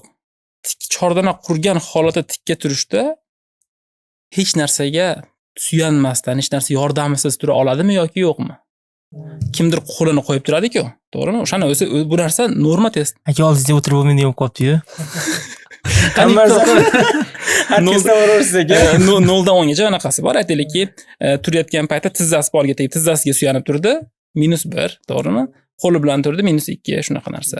Armiyada anaqa qilardi-da, oyoqda turib sakrash, hech narsaga suyanmasdan turib, ikkita oyoqqa turib oldi. Shunaqa testlar bor-da, u narsa bevosita umrni sog'lomligi hamda davomiyligini belgilab beradigan testlar. Bir vaqt o'zida muskul, pay, suyak hammasini tekshirar ekanda, bu koordinatsiya, balans. Oddiy amal. Endi kunlik amal. Qanday qilsa bo'ladi? Bu test bu. Buni sinab ko'rish uchun xolos bu. Yo'q, kundalik qilish kerak. Buni qilish kerak edi. Kundalik qilsa ham bo'ladi shu narsani. Yoki bo'lmasam, qarilikni belgilovchi test degan bir test bor. Oddiy paypoq kiyish testi. Qorong'idami? Yo'q, paypoqni olasiz, bitta oyoqda turib, paypoq kiyish testi bor, to'g'rimi? Nechta odam qila oladi uni? To'g'rimi? Lekin shuni odatga aylantirib olsa, ana. Tikka turyapsiz, paypoqni olyapsiz-da, bitta oyog'ingiz ko'tarilgan holatda. Juda ko'pchilik qila olmaydi, ko'p yoshlar ham qila olmaydi bu narsani. Shunaqa. Qanday qilsa bo'ladi deydigan bo'lsa, kundalik odatga aylantirishda, masalan, menda oxirgi 2-3 yildan beri odatga aylangan narsa tish yuvish vaqtida 2 minut bo'ladigan bo'lsa, bitta yoqda turib tish yuvish. Suyanmasdan, suyanmagan holatda, masalan, o'shalarga elektron bo'ladigan bo'lsa, olib turib, to'g'rimi? 2 minut holatda. Har kuni bo'ladigan bo'lsa, bevosita ko'z yumib ham qilaverasiz bu narsani o'rganib ketadi. Men shu narsani vaqti-yo'qda vaqt topish qoidasi deb aytaman. Masalan, men kimdir keling kech payt choy ichaylik desa, yuring yurib gaplashaylik deyman. Juda zo'r narsa, juda zo'r narsa. Yurib gaplashaylik, iloji bor-ku deyman, gaplashsa bo'ladi yurib. Xuddi shunaqa vaqti-yo'qda vaqt topish. Ya'ni bitta amal bajarilyapti, qo'shimchasi ikkinchi amal bajariladi. Silikon vodiysidagi juda ko'pchilik o'tgan narsa yurib qilinadigan majlislarga o'tgan. Juda ko'pchilik. Yurib qiladigan majlislar. Yurishadi boshqalar. Birinchidan ko'p bo'lib ketmaydi majlislar soni. Masalan, bitta odam 10 ta 15 odam, chunki majlislar soni qanchalik to'g'ri bo'ladi aytishim bu narsa. 4 tadan odam ko'proq bo'ladigan bo'lsa, majlisning samaradorligi yo'q degan. Faqat yana bir tomonlama bo'ladi xolos u. O'shaning 3 ta odam, 4 ta odam maksimum holatda yurish mumkin. 1 soat yurasizmi, 2 soat yurasizmi, shunaqa narsa. Ko'p narsa qilsa bo'ladi bu narsani bo'yicha. Yoki bo'lmasam ko'pchilik ofisda o'tiradigan bo'lsa, tikka turib ishlash mumkin, Hozir ko'taradigan stollar bor. Anchadan beri ma'lum bor narsa. Hozir shunaqa narsa borki, walking pad degan narsa bor. Ya'ni yurib ishlaysiz. Yurib ishlaysiz, Bor narsa. U ham moda kelyapti. U qimmat narsa emas o'zi aslida. Iloji yo'q narsa emas.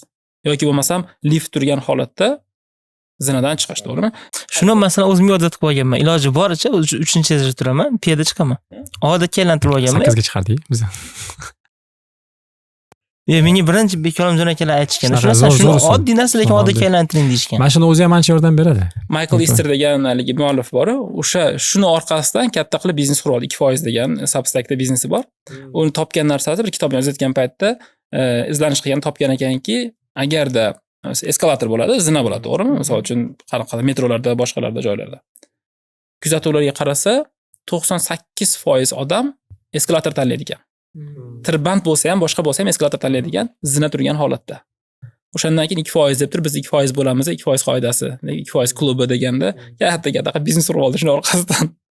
2% gina odam zinani tanlaydi xolos. Kundalik holatdagi narsalar. Majlisda ko'chada qilish mumkin. Oddiy hayot odatlar. Demak, iloji boricha oddiy hayotimizdagi oddiy bo'lgan odatlarga ko'proq urg'u berishimiz kerak. Hozir shunaqa narsalar sanab beryapsiz-da va bu ishoning, agar shularga amal qilinsa ham hayot o'zgarar ekanda. Piyoda yurish iborat, chunki hozir gaplashgan mavzuyimizga bunday xulosa qilsak, yoyib yuborganda ko'proq foydada. Ya'ni borib bir kunda 1 soatgina tellab, keyin faqat konditsioner ishlatib, liftda yurib yoki mashinada qatnagandan ko'ra o'sha chiqma zalga, undan ko'ra yoki yugurma o'sha 1 soatda, lekin kun davomida 4 soat, 5 soatlik mana kichkina intensivligiga qanaqa yig'ilib qolsin. Ya'ni turib yurib, boyga dizni ishlatib. Men bemorlar keladi, men odatdagi bemorlarim 70 dan kattalarda. Masalan 90% holat 70 yoshdan plyusga keladi. Eng kattasi 102, 103 shunaqa bemorlar keladi oldimga. Farq o'ta katta. Kimdir o'ta baquvvat, ko'rishganda qattiq qo'l bilan ko'rishadi, kimdir o'ta yordamga muhtoj holatda. So'rayman, o'sha baquvvatlarni so'rayman, nima ish qilasan? Juda ko'pchilik aytadi, yuraman deydi. Yuraman. Ya'ni atlet emas, sportchi emas, rekordmen emas-da. Siz bilamiz, qanday oddiy bo'lgan, qanday davlat ishida ishlagan, kimdir o'qituvchi bo'lgan, kimdir buxgalter bo'lgan, boshqaga 65-70 yoshda pensiyaga chiqqan yuraman deydi. Kuniga 10 kilometr yuraman. Kuniga 5 kilometr yuraman deydi. Faqat yuraman. O'rmonda yuradi, boshqada yuradi, uni qiladi, bu qiladi, boshqa narsa qiladi. Endi meni ko'zda ko'p muammo bo'ladi-ku. O'rmonda yurishni yaxshi ko'rardim, ko'zim yaxshi ko'rmay qoldi. O'shaning uchun tomirlarga boshqa narsa urilib ketmaydi deb turib, oddiy asfaltda yuryapman hozir deyapti. Endi bahona emas. Endi biz o'rmon yo'q, tabiat bo'lsa zo'r maza qilib yursa bo'ladi, faqat botanika bog'i bor deyish mumkin-da. Yo'q. Ko'chada yurish mumkin oddiy holatda. Qish topiladigan bo'lsa, imkoniyat bor-da, aytaylik o'sha yurish mumkin bo'lgan narsa yoki yuradigan yo'lakchada yurish mumkin, uyga olib kelish mumkin yoki masalan zalda qimmat emas narsalar. Imkoniyat bor. Endi bu bitta tomoni. Jismoniy holatni yaxshilash bir tomon, ikkinchi tomoni tabiiyki ovqatlanishimiz. Bu juda katta mavzu, juda katta mavzu. Men doim aytaman, O'zbekistonda sog'lom ovqatlanish ancha arzonga tushadi o'rtoqlar deyman. Behazil aytaman, chunki bozorlarimizdagi sabzavotlar ancha arzon. Misol men Norvegiyada yaxshi meva olmoqchi bo'ladigan bo'lsam, olma oladigan bo'lsam, olmani usti to'liq parafinda qoplangan, qayerdandir kelgan olma u. Bu yerdagi olmalarda dehqondan olib keladi, to'g'rimi? O'zbekiston kamdan kam davlatlardan bittasi 100% o'zini ovqat bilan ta'minlaydi. Shunda Hammasi toza bo'ladi. sabzavot bilandir balki go'sht bilan ta'min, go'sht import qiladi ko'p buni. Nimadirlarni ayirib qo'shib tashlaysiz. Lekin 120 da nimadirlarni eksport qilamiz. Sabzavot jihatdan muammo yo'qda, sifatli sabzavot bor. Yevropada ekologik deb sotilayotgan, qimmat sotilayotgan sabzavotlarni biz birov olmaydi bu yerda. O'sha ko'k narsalar bor, o'sha ismaloq bo'ladimi, karam bo'ladimi, va hokazo. U narsasi bemaza bo'ladi, boshqa deydi, u pishirishga yoki qanday yeyishga, boshqasiga bor. U ham odatga o'xshagan narsa. Masalan, meni bolalarim bolgarsiyani tishlab yeyishadi. Shokolad o'rniga, snack o'rniga. Shuni o'rgangan shunaqa holatda. Faqatgina sinab ko'rish kerak, haligi qilib ko'rmasdan oldin yo'q bo'lmaydi, biz unaqa qilmaganmiz demasdan shunchaki shans berish kerak. Keyin qilib ko'ray. Qanaqa bo'lar ekan? Odam qiziquvchan bo'lish kerak, to'g'rimi? Aytyapti, qanaqa qilib ko'raychi, nima bo'lar ekan? Alohida mavzu. Yana nima odatlar bor hayotga tatbiq qilsa, masalan, ko'p ayollarda bilamiz, oilada ular ko'chaga yurgan chiqolmaydi turli ijtimoiy holatlar sababli, lekin piyoda yurish yaxshi shakllantirsa bo'ladi. Men ko'pincha oilalarga aytaman, oilaviy piyoda yuringlar deyman. Ham suhbatlashasiz, hozir aytdingiz farzandim bilan deb. Yosh oilalarga ham ancha manfaatli-da bu. Men shaxsan o'zim uchun eng katta plus bo'lgan narsa uyqu ozgina kam bo'lib qolardi-da. Uyqu kam bo'ladigan bo'lsa, meni vazn olishimni asosiy sababi uyquni kam bo'lishi ekan. Nimaga desa, vazn olish bu stress bilan bevosita bog'liq. Har qalay menda stress bo'ladigan bo'lsa, qachon stress ko'paysa, ko'p ovqat yeyman. Berlinmi? O'sha Ko'p menda masalan stress bo'lsa, bilaman, shirlik stress tushadi-da. Mazuddiy bilan biror bor narsa, u narsa, bor tabiiy narsa. Stress bo'ladigan bo'lsa, aytaman, qachon stress menda ko'payadi, qachon uyqum kamaysa. Odat qilgan narsam bolalar bilan bir vaqt uxlash. Masalan, bolalar soat 9 da uxlaydimi? Kitob o'qib turib, shular bilan birga uxlab qolish. Bola ertaga soat 6 da turadiganmiz, tabiiyki siz 4 da turasiz. Chunki bolalarda qancha ko'p 10 soat uxlay olmaysiz. Endi bolalardan 2 soat, 3 soat oldin uyg'onishni o'zi juda katta samaradorlik beradi. Bolalar bilan birga uxladingiz, kitob o'qidingiz, yotdingiz, boshqa qildingiz. Bu bitta narsa, juda katta yordam bergan narsa. Tabiiy yurish. Hozir shaharda bolalar juda kech uxlaydigan paytga, ayniqsa Toshkentlarda. 11-12 odat uxlaydi. Bu yaxshi narsa emas, chunki nimaga unaqa deydigan bo'lsa, ko'pda ekran sabab. Ekran o'tirgandan keyin ekran uyquga ta'sir qiladi, ertasi kuniga ta'sir qiladi. Uncha biz bolalarni uyda ham telefon ishlashni taqiqladik-da. Darsda uxlab o'tiradi. Nima aytsa, kechqurun 2 gacha o'tirgan telefonda. Hozir o'zi biz hali kuni ham Hasanxon qora aka bilan suhbat qildik. E'lonni ko'rib xursand bo'ldim. Ya'ni hozir nima qoida joriy qilindi? Rahim School maktabida to'liq telefonlardan avval maktab hududida taqiqlangan edi. Ya'ni taqiq qanaqa edi? Tushuntirilardi doim ota-onaga ham bolalar. Endi aynan shu bolalar uchun to'liq telefonda o'zi faqatgina oddiy telefon ishlatish aytildi. Endi bolalarda raqobat yo'q. Va eng qizig'i sizlarni ko'rib biz ham shuna qildik. Ota-onaga aytgandek, ota-ona hammasi tushundi. Maktabda ota-ona tushundi, bola tushundi. Ota-ona xursand bo'ldi. Ya'ni mana kelinglar, gadjetsiz biz yashaganmiz u gadjetsiz va sizlarda farzandlarim yashasin. Biz ishlatsin, notebook ishlatsin. Lekin smartfon ishlatmasin, oddiy telefon ishlatsin, ota-ona ko'ndi. Mana shu korrelyatsiya ham bor-da. Siz aytgan korrelyatsiya faqat sizda emas ekan. U o'rganib chiqdik. Uyqu kam bo'lsa, yoshli bolalarda ham uyqu kam bo'lsa, gerlin ishlab chiqarilar ekan-da, u ishtahani oshirar ekan u. Ishtahani oshirgandan keyin ko'proq ovqat yegisi kelar ekan. Ko'proq ovqat yegandan keyin yana bir-biriga ulanyapti. Ya'ni uyqu tortadi ko'proq. Ya'ni ko'p odam ovqat yesa, o'zi uyqu o'z-o'zidan tortadi. Ko'p uyqusi kelish kerak, lekin u yana ekranda. Ya'ni o'zi ko'proq uyquga talab bor. Kamroq yana uxlayapti, yana ketdi. Shunaqa qilib, o'smirlarni kuzatsangiz, oldin bo'lmagan semirzlik ko'rasiz bolalarimizda. Biz yoshligimizda faqat bayu bo'lardi. Kechki payt 8 da shu 10 minut qo'yardi-da, zo'g'ali. Hamma qarab 8 dami, 7 dami shu qo'yib berardi, 10 minut bo'ldi shuni. Demak, shu bo'ldimi uxlash kerak degan qoida bo'lar edi-da. Bolaning tartibi bo'yicha juda muhim narsa. Uyquni tartibi o'ta muhim narsa. Ko'p uxlashi, yetarli darajada uxlashi va vaqtida uxlashi. Bu nima bo'ladi? Bunga agar 8 ham 9 uxlaydigan bo'lsa, tabiiyki ertaroq ovqatlanish kerak bo'ladi. Unda mana hozir o'zim sog'lomlikni 3 ta ustuni bo'lsa, sport, mashg'ulotlar deylik, sportlar, ya'ni faollik, jismoniy faollik, ovqatlanish, uyqu. Ovqatlanishda ozgina gaplashib ketsak bo'lar ekan, ya'ni nima odatlarimiz bor, nimalar qilsak bo'ladi? Bu o'zimizga, bolalarimizga sportni menimcha yetarlicha aniq qildik. Bizda odatda ochig'i haqiqatdan xamirli ovqatlar, go'shtli ovqatlar, keyin o'sha yog'li ovqatlar rostdan urfga kirgan.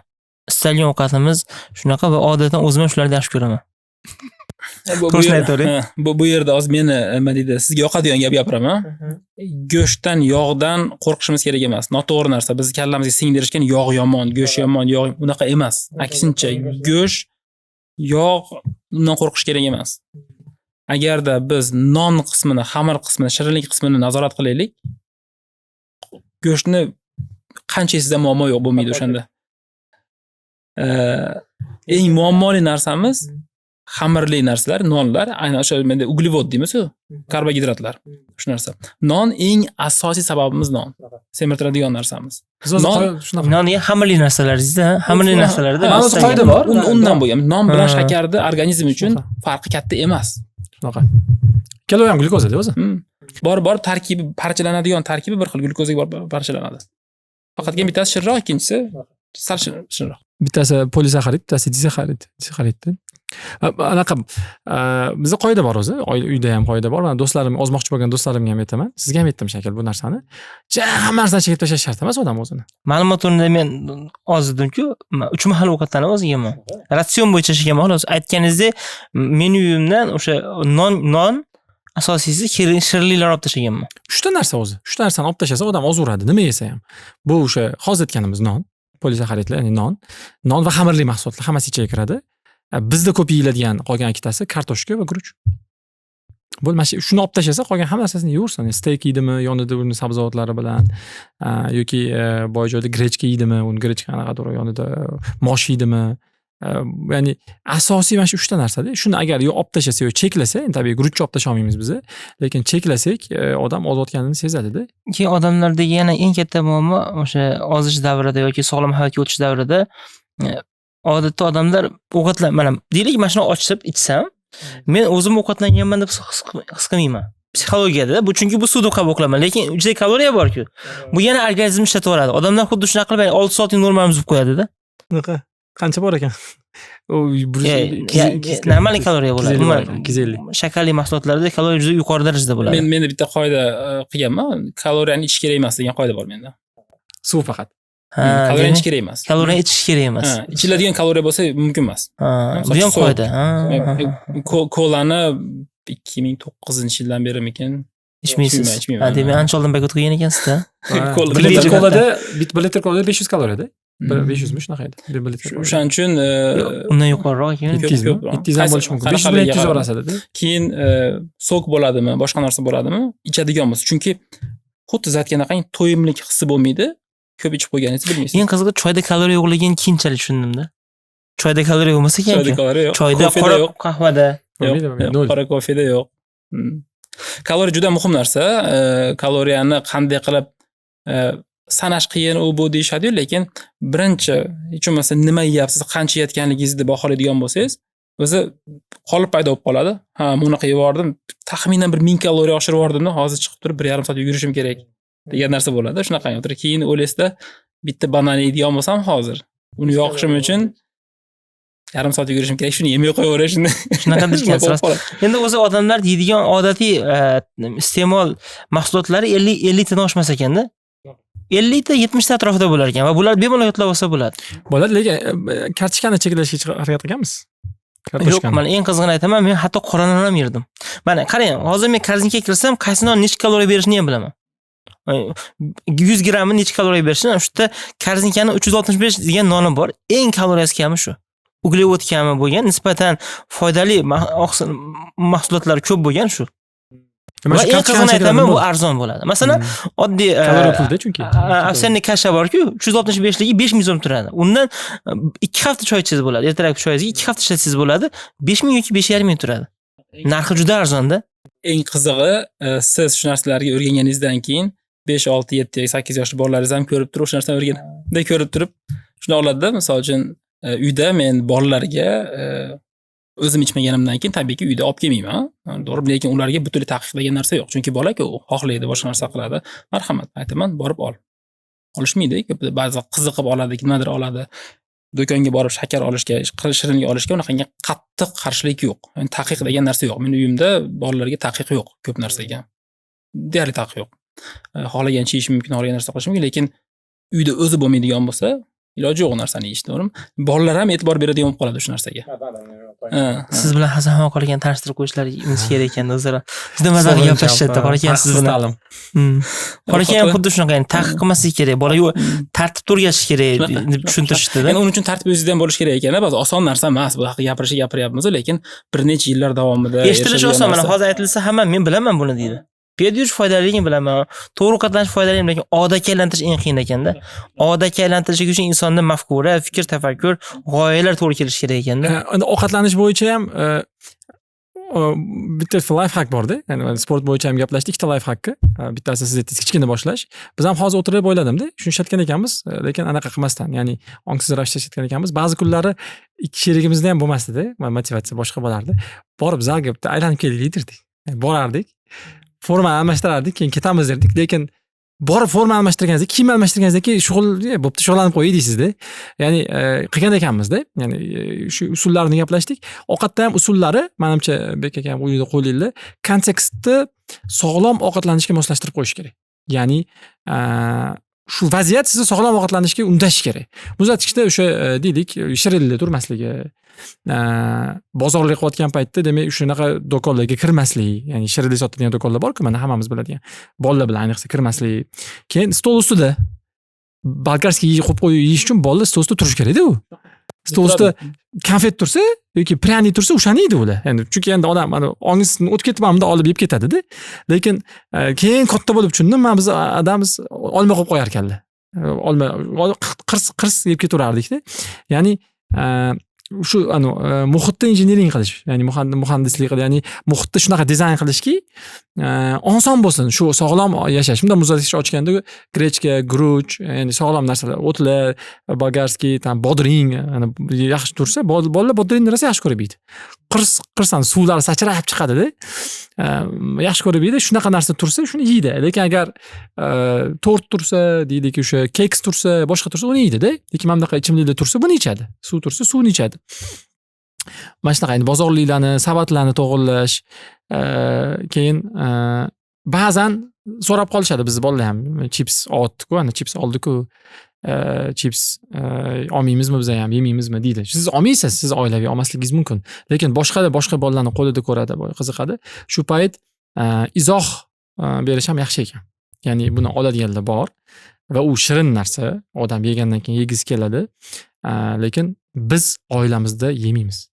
Ya'ni biz oilamizning qoidasi shunaqa. Zo'r ishlar ekan. Ya'ni bola mana shu oilamizning qoidasi desa, ha derkan, qabul qilar ekan. Biz oilamizda mana shunaqa ekan desa, zo'r qabul. Menda ozgina boshqacharoq variant bor, xuddi shu narsani shirinlikka borasizda, shirinlik bolalar bo'yida yetmaydigan joyda turadi doim. O'zlari bora olmaydi, kimdandir so'rash kerak olishga. Bu birinchisi. Ikkinchisi, Norvegiyada bolalarda tarqalgan narsa, butun jamiyat tarqalgan narsa, bolalar uchun shirinlik kuni faqat shanba kuni.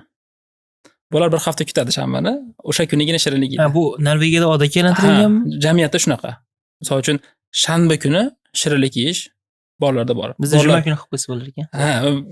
Bu muammosi yo'q. Bolalarning o'ziga pul beriladi. Bolalar o'zi borib, o'sha do'konlarda bolalarning bo'yiga moslangan holatda kiloli shirinliklar bor. Boradi o'ziga xohlaganini, sho'rtdagi yoki shirinni boshqasini olib kelib turib to'plashadi. Haftada bir kun. Hammada shunaqangi umumiy jamiyatda bor narsa, lekin hamma amal qiladimi? Albatta yo'q. Narsa keyin chips borasida. Bo'ladigan bo'lsa, olmoqchiman, yesam bo'ladimi? Desa, oling. Olsangiz bo'ladi, desangiz bo'ladi, lekin men yemayman. Deyman men. Men aytaman. Men yemayman.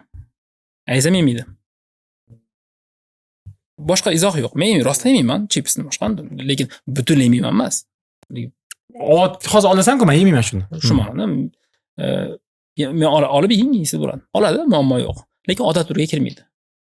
Dadam olmagandan keyin, ayam olmagandan keyin demak men olishim kerak. Ma'nosida. Shunaqa.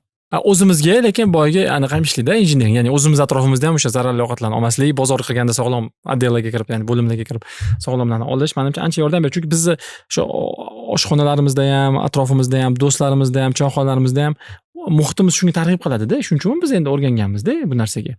Ya'ni kaloriyasi yuqori, baland ovqatlarni yeyishga. Ya'ni o'zimizga ishlasa kerak o'sha injiniring qilish. Hozir siz zalga chiqish haqida gapirdingiz-ku. Men odatda lekin zalga chiqishdagi bitta muammoni ko'raman. Odamlar zalga chiqadi bir marta, ikki marta. Nega odamlar o'zi zaldan ko'p foydalanmaydi? Aytdi, abonentskiy sotib oladi, lekin foydalanmaydi. Sababi bunga triggerlar ko'proq kerak. Ya'ni qanaqa zalga chiqish uchun mashinaga o'tirib yarim soat yoki 15 minut qayergadir borish kerak, keyin kiyinish kerak, boshqa to'siq ko'p, juda ham ko'p. Ko'p. Eng zo'ri deyman va osoni yugurish. Masalan, menga shunday juda oson. Oyoq qadam bossangiz bo'ldi, siz tayyorsiz. Bitta krossovka va har doim men eng oson shug'ullana olganim va o'zimga zavq bergani, tasavvur qiling, yugurayotgan paytingizda, ayniqsa hayotda haqiqatan his qilasizda, boshqa yashillikni tomosha qilasiz, ko'chani ko'rasiz, ko'z, miya hamma narsa qaytadan dam oladi. Va safarlarga chiqilayotgan paytida ham shu kiyimlarimni albatta bir tarafida krossovka buni bo'ldi, maxsus kiyimlarim bo'ldi. Juda kichkinagina joy egallaydi, odamga keyin zavq ham beradi, energiyaga to'lasiz. Buni zavqini men juda kech tushungan nafsdanaman. Menga Jahongir Po'latov ko'p aytadi, yugurish kerak, u bo'lsa, endi motivatsiyada shep gapiryaptilar deb ko'rardim. Endi keyinchalik o'zimga yoqib qolgandan keyin zavq olishni boshlaganimdan keyin ha, kech kashf qilgan nafsdanaman. Endi balki yoshlikda odat bo'lganda qishloq joylarda unaqa yugurish uchun maxsus joylar ham yo'q edi-da. Men hozir yashash tarzimda o'sha o'zim turgan joy botanikiga yaqinligi yoki yugurish poliyasi borligi, yashil maydonlar borligi, piknik zonalari borligi har jihatdan menga yoqadi. Har jihatdan. O'zi yugurishga o'zi shu Murakami ham aytadi-yu, romanchi bo'lgan-ku, o'zi roman yozib 40 dan keyin, u 40 dan keyin kashf qilgan ekan. Sizniki hali javohli ham yana.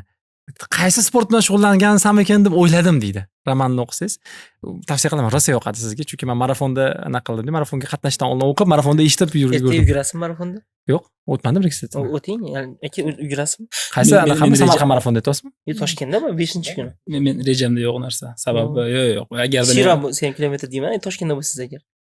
Toshkentdaman, u necha kilometr kichikroq? Marafon 42. 21 da aka, yarim marafon. Shuni yurib ko'ring, sizda nima ketdi yoshlar?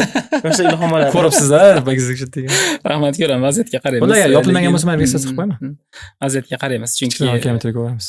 Haftalik rejaga kiritilmagan bo'lsa, uni qiladigan bo'lsam, keyingi ta'sir qilishi mumkin. Muammo emas, 21 kilometr yugurish yurmaslik, vaziyatga qaraymiz. Sizga nima aka, pista chaqqanda gap bor? Yo'q. Do'konga chiqib keladigan narsada.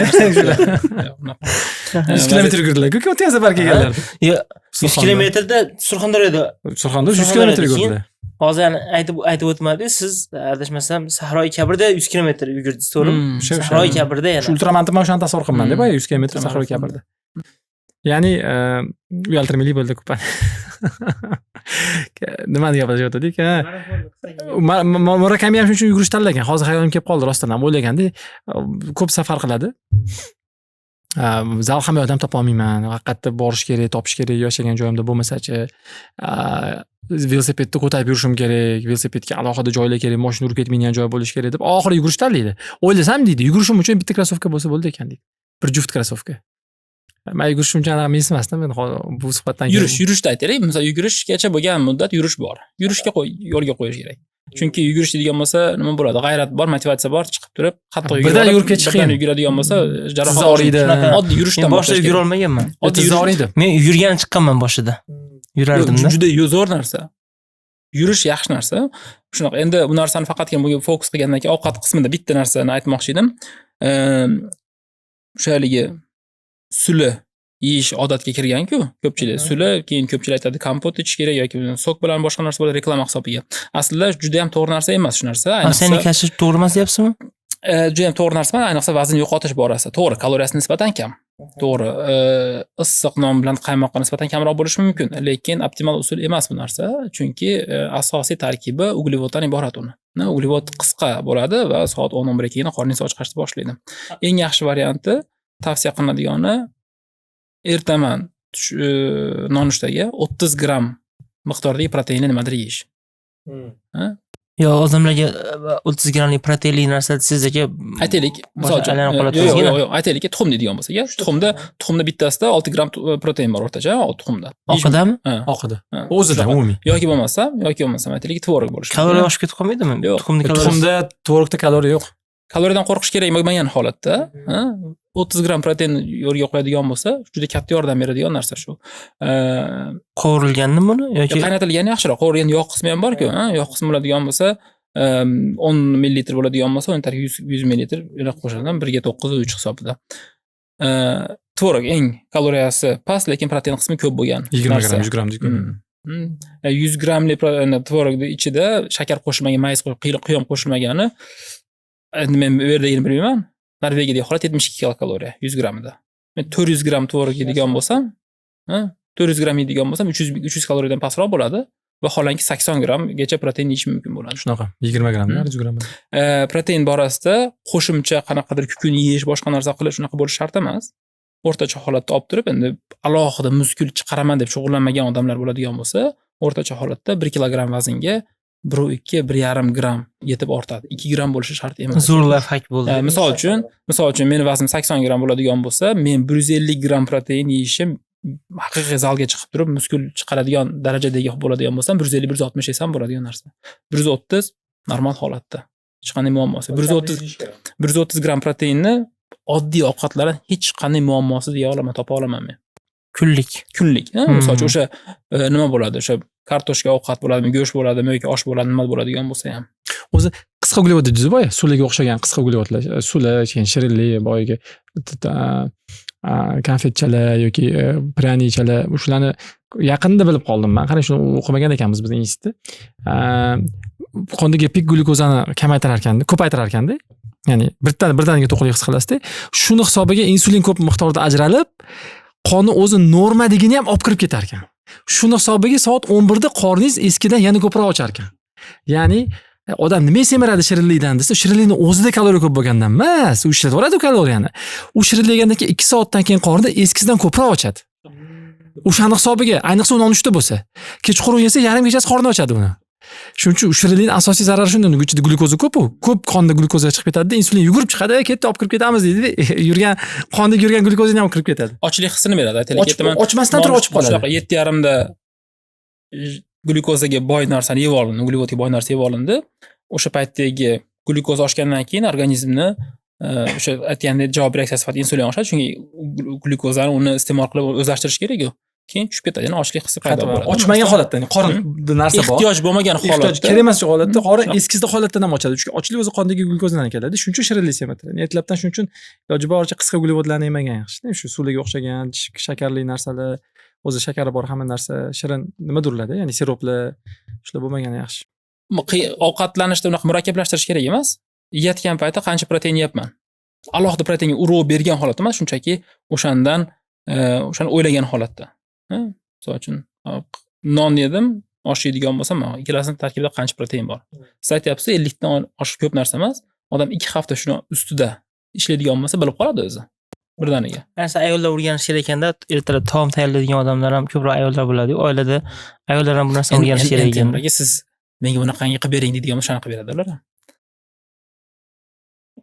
Endi umumiy aytaman-da, oilada shunaqa o'zi ikkita narsani bilsa yetadi, shu glikemik indeks bilan. Chunki emizganda ta'siri bor uni, keyin uydagi shu semirib qolishga, diabetga ta'siri bor. Glikemik indeks bilan kaloriyani bilsa bo'ldi, yetadi o'zi.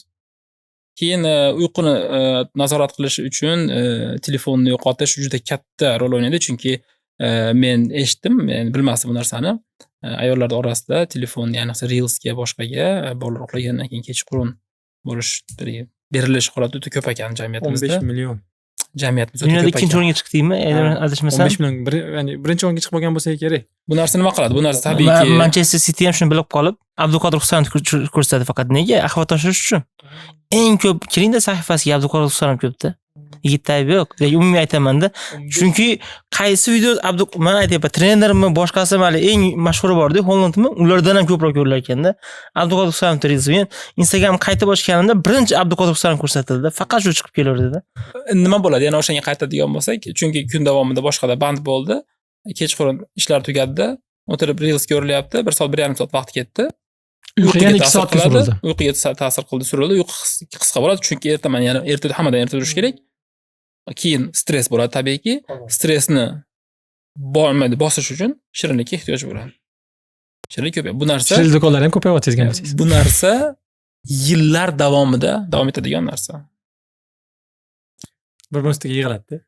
Yo'q, dahshat. Shunga endi men bu avloddan umidim uzdim-da, keyingi yosh avlod bilan ishlaymiz. Yo'q, endi shu hozir nima bo'lgan taqdirda ham odamlarga shuni o'rgatish kerak ekanda. Ya'ni Instagramda aslida biz bilasizmi, kola har doim o'zini osh bilan reklama qiladi odatdan. Nega deganda bu mahalliy odatlarga qo'shishga harakat qiladi-da. Ya'ni sen somsa yeyapsan, osh qilyapsan, demak seni oldinga qo'yib turish kerak. Mindset shunga urdirishga harakat qiladi. Instagramda ham biz asosan biz reklama ko'ruvchi odamlarimizda, u bizdan juda katta foyda oladi-da. Istamizmi yoki yo'qmi shunaqa. Iloji boricha men juda ko'p videolarda Instagramga kirmang desam, menga ba'zilar yozadi. Instagramga kirmasak qayerdan ko'ramiz deganman. Ko'rish shart emas deyman. Rostdan agar foydali kontent ko'rmoqchimisiz, YouTubedan ko'ring. Unda ham izlab aniq maqsad bilan kirib ko'ring. Instagramga aniq maqsad bilan kirib bo'lmaydi aka. Instagramda 2 soat o'tirgan odam hozir nima manfaat oldingiz javob bera olmaydi. Qiziq narsa menga guvoh bo'ldim. Instagramni tabiiyki hammasi o'zini mahalliy algoritmdan kelib chiqadi-yu. Foydalilik bo'yicha kontentning ichida. Foydalilik koeffitsiyenti bo'yicha O'zbekistondan turib ko'radigan bo'lsam biror narsani. Foydasiz narsalar. Balki menga foydasiz ko'rinayotgandir.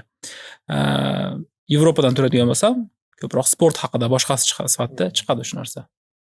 Professionallar nimadir qilyapti, boshqa narsa qilyapti. Bu yerdan turib o'tgan safar ham aytgandim keyin. Bitta odam, bitta akkaunt lokatsiyasiga qarab turib har xil narsa ko'rsatyapti. Shunaqa. Demak, bu qayerdan bu boshqa lokatsiyalarda shunaqa narsalar ko'ryapti deydi.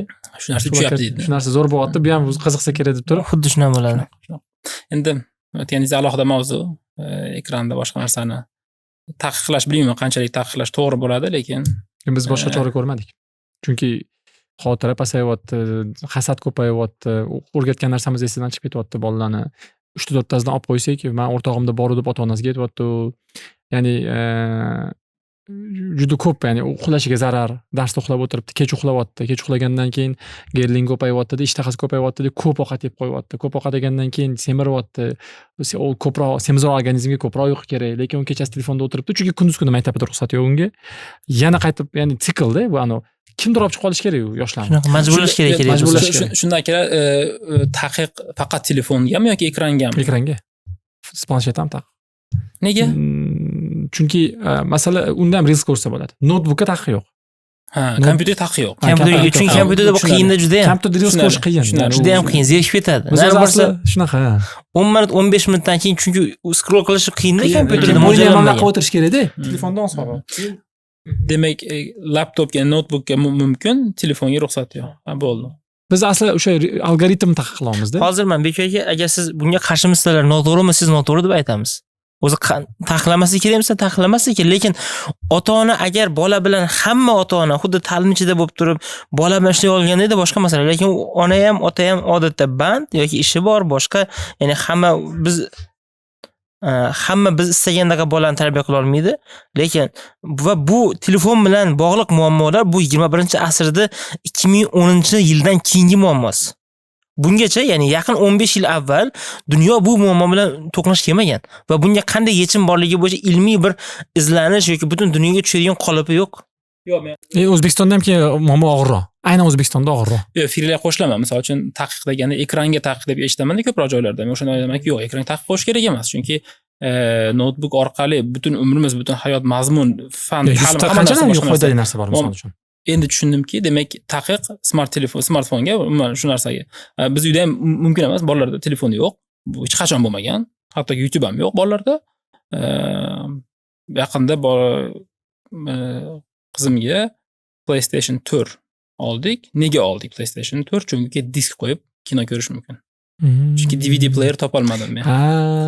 PlayStation shu imkoniyat bormi? Men hozir bildim. Chunki shu narsani qidirib, chunki bizda kutubxonadan kitob olamizda. Kutubxonada videolar ham bor, disklar bor, kinolar bor.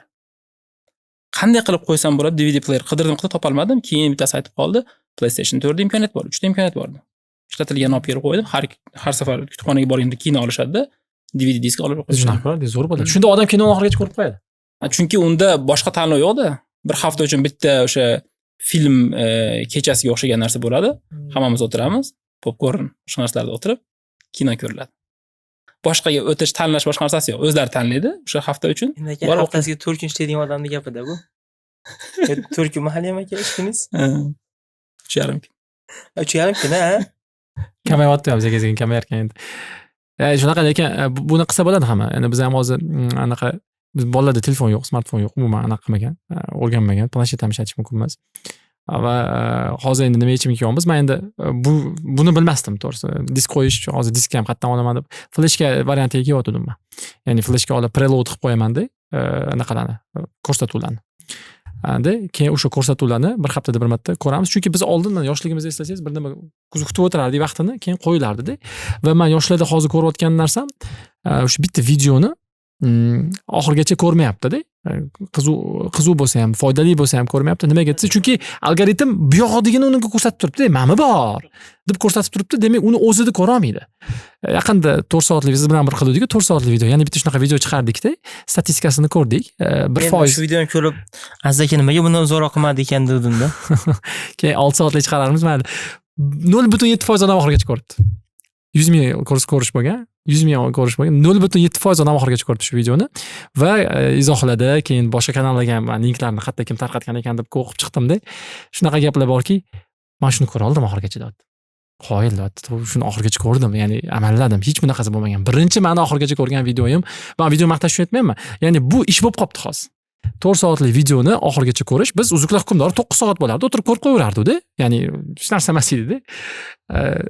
Nimaga desa, yo'q-da unaqa u narsa. Ya'ni, "Voy, men bitta yonida mana bunaqa ham bor. Men bitta bunaqa narsa bo'lyapti. Men bitta bunaqa uchibdi. Men bitta bunaqa narsa qilibdi. Men haqida bunaqa atvet qilib chiqibdi" degan narsa yo'q edi algoritmda.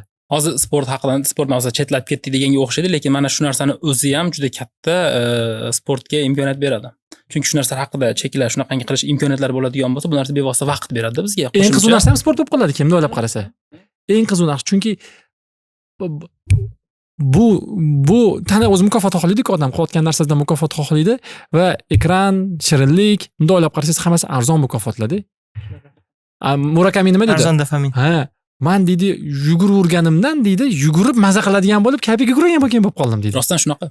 Ya'ni, xuddi odam anaqanday xohlaydi, shirin narsani xohlaganda yugurish xohlab turib yugurib ketyapman deydi-da. Yuguraverganingizdan shunaqa bo'lar ekan oxiri. Bir jihatdan xavfli narsasi ham bor. Narkotikga o'xshab qoladi. Behazil. Shuning uchun murabbiy kerak ekanda. Ha. Bu yomonmi? Masalan, yugurib maza qilsangiz. Kasal holatda ham yuraverardim deb aytishdi-ku, shu joyda muammo. Agarda intensivligini nazorat qila olmaydigan bo'lsangiz, jarohatni ko'paytirib qo'yasizda. Masalan, qanday yugurish borasida aytaylikki, shunchaki aytaylik, bir oyiga 30 soat yugurish bu eng optimal deb o'ylaylik. Taxminiy. Bu narsa shunaqa demoqchi emasman. Hisob kitob uchun aytyapman.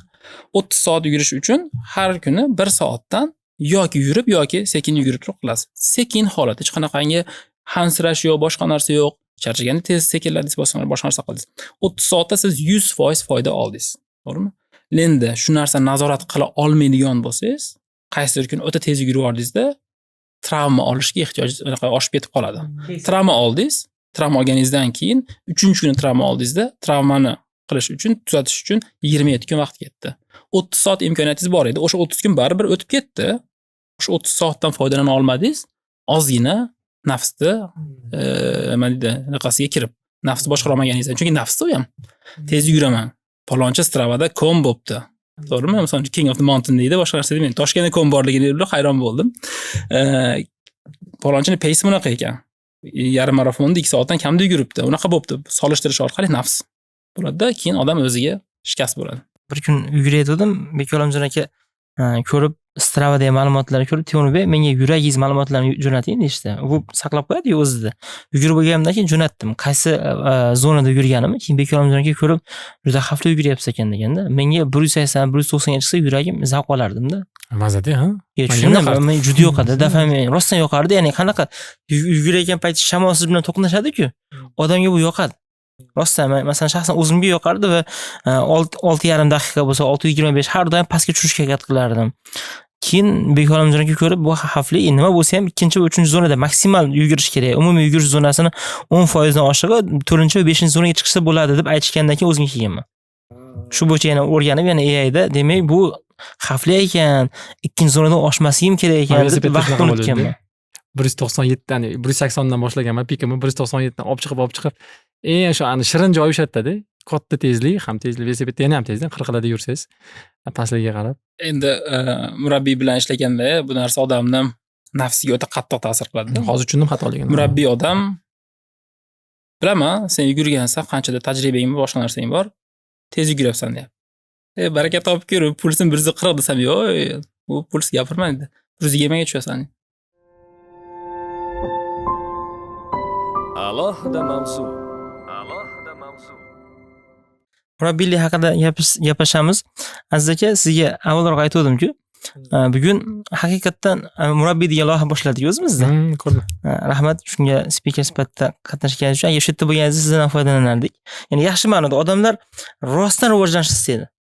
Men juda ko'p o'rinda ko'ramiz yoshlarda ular ustoz deb o'ziga topgan odamlar ham bor. Lekin ulardan silsilaviy ta'lim ola olmaydi yoki rivojlanishdagi aniq bir qoidalarni, odatlarni o'zi shakllantira olmaydi. Shuning uchun aynan shu kursda yo'lga qo'yaylik dedik. Ham insonlarga foydali. Masalan, Azizbek aka, siz borib dars berishingiz bu ta'limning bir qismi. Biz bolaga bir haftalik taskan beramiz-da. Ya'ni biz o'sha kim qatnashayotgan bo'lsa, deylik, qaysi kitoblarni bir hafta davomida o'qishingiz kerak, qaysi odatlarni shakllantirishingiz kerak, qaysi podkastlarni ko'rishingiz kerak yoki qaysi kitoblarni yana o'qib yoki o'zingizga nimada yozib kelishingiz kerak. Xuddi shunaqa 3 oy, 4 oy davomida silsilaviy ta'lim olgan odam o'zini ancha topib oladi. Men o'zi o'ylayman, ya'ni bugungi mavzumizga aloqador qismi silsilaviy ta'lim. Hozir mana o'ylasangiz, ozgina o'qi kuniga, keyin ozgina sport ham etasizlarmi? Sport bilan shug'ullanaman deysizlarmi? Sport deysizlar.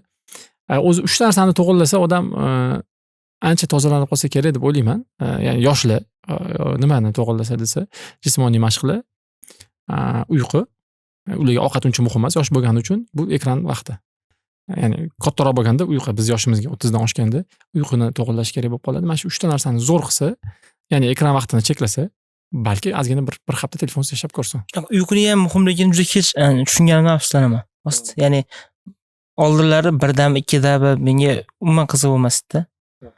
Umuman qiziq bo'lmasdi. Hozirgacha bor, bomdoddan bomdod o'qib qo'yman deganlar. Juda men o'zim ham tanishlarim ichida bor, ya'ni ular odatlanib qolgan bu narsaga, lekin undan keyin tushunganman, uyqu qancha voqli bo'lsa va organizm shunga yarasha o'zini to'g'rilab olishi, uyqu siklini keyinchalik tushunganman. Endi haqiqiy mutaxassis odamlar o'tib, sizlar gapirsanglar yaxshiroq edi.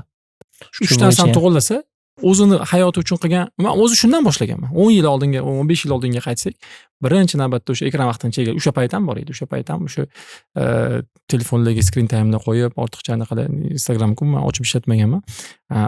Algoritmlarni cheklash, YouTube kuniga 1 soat qilish, mana shunaqa narsalar bor edi. O'shandan boshlangan uyqu, keyin sport qo'yilgan. O'sha qolgan hamma narsaga olib boradi o'zi. Vaqtingiz ortib qoladi, kitob o'qiysiz. Guvohlik beraman. Bir kun Aziz aka bilan kempingga chiqdik. Akani telefoni oddiy ekan, bir rasmga olaman. Aka telefonda rasmga olmoqchida, siqilib qoldim. Yo'q, juda oddiy telefonda unda rasmga olib uni ishimga jo'natib bo'lmaydi-da. Aka dedi, men o'zim video olaman, shuni tashlab beraman dedim. Samsung oddiy telefonda, qisqasi telefonda olingan rasm sifatsiz-da. Va umuman telefonga qarashmadim. Men ham ba'zida qarab turdim kempingga chiqsam, o'zi internet ishlayotganda, aka telefonni qo'yib qo'yadi, qani telefonni 2-3 soatda bir izlab qo'yadi. Shu yerda ekan deb qo'yamiz-da. Va endi rasmga olmoqchi bo'lyapti tunda. Sizga yozdim shekilli-yu, anaqa life hack deb turib kempingdagi. Uni iloji bo'lsa bir haftadan keyin chiqaring dedingiz. Sababi o'sha hayklarga, boshqa joylarga borganda o'sha lahzadan mazza qilib rohatlanishni o'rniga o'shani birdaniga bo'lishni xohlaymiz-da. O'zimiz qolib boshqaga berishga. Keyin kim like bossa boshqa narsa bo'ldi bo'lib ketib qoladi-da. Keyin aytdimki, mayli, bo'lish muammo emas.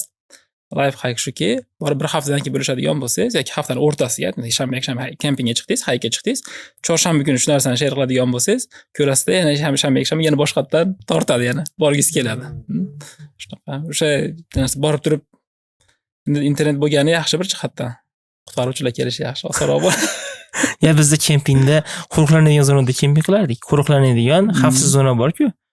Shunaqa joyda juda daqiq qarayman bunga. Qishki kemping narsa yozda-yu, endi yozgi eng zo'ri mana odamlarda hozir men e'tibor beryapman-da, haykinglar modaga aylanyapti. Alohida zonalar qilish. Alohida bo'ston, o'zi bizda bo'stonliq haqiqiy bir ne'mat-da.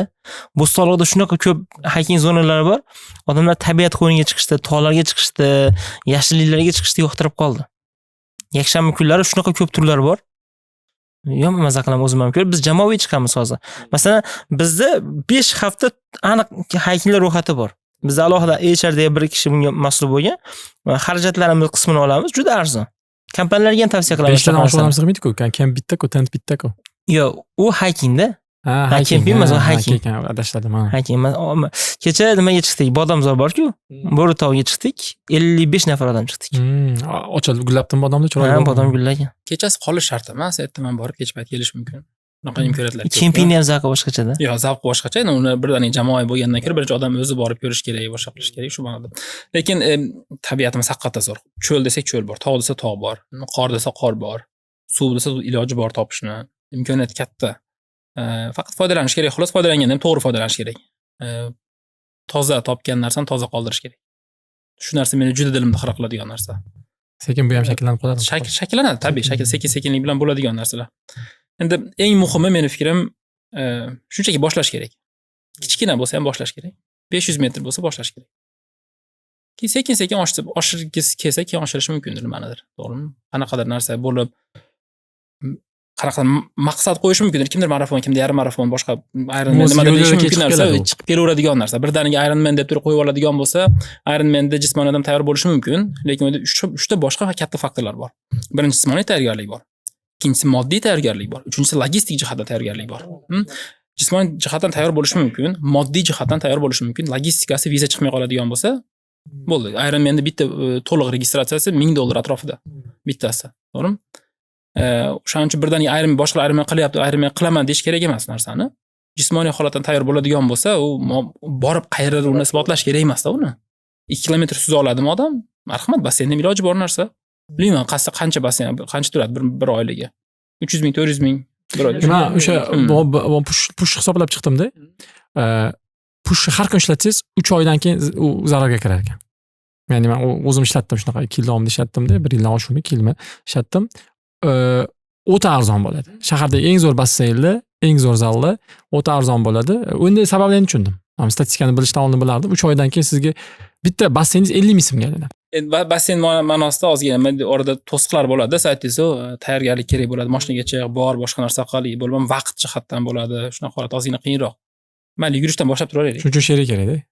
Yugurishga kerak emas. Yugurishga eng zo'ri shuda yugurish. Hozir tugadi menimcha. O'zimdagi savollarim ham. Demak, bugungini xulosa qiladigan bo'lsak,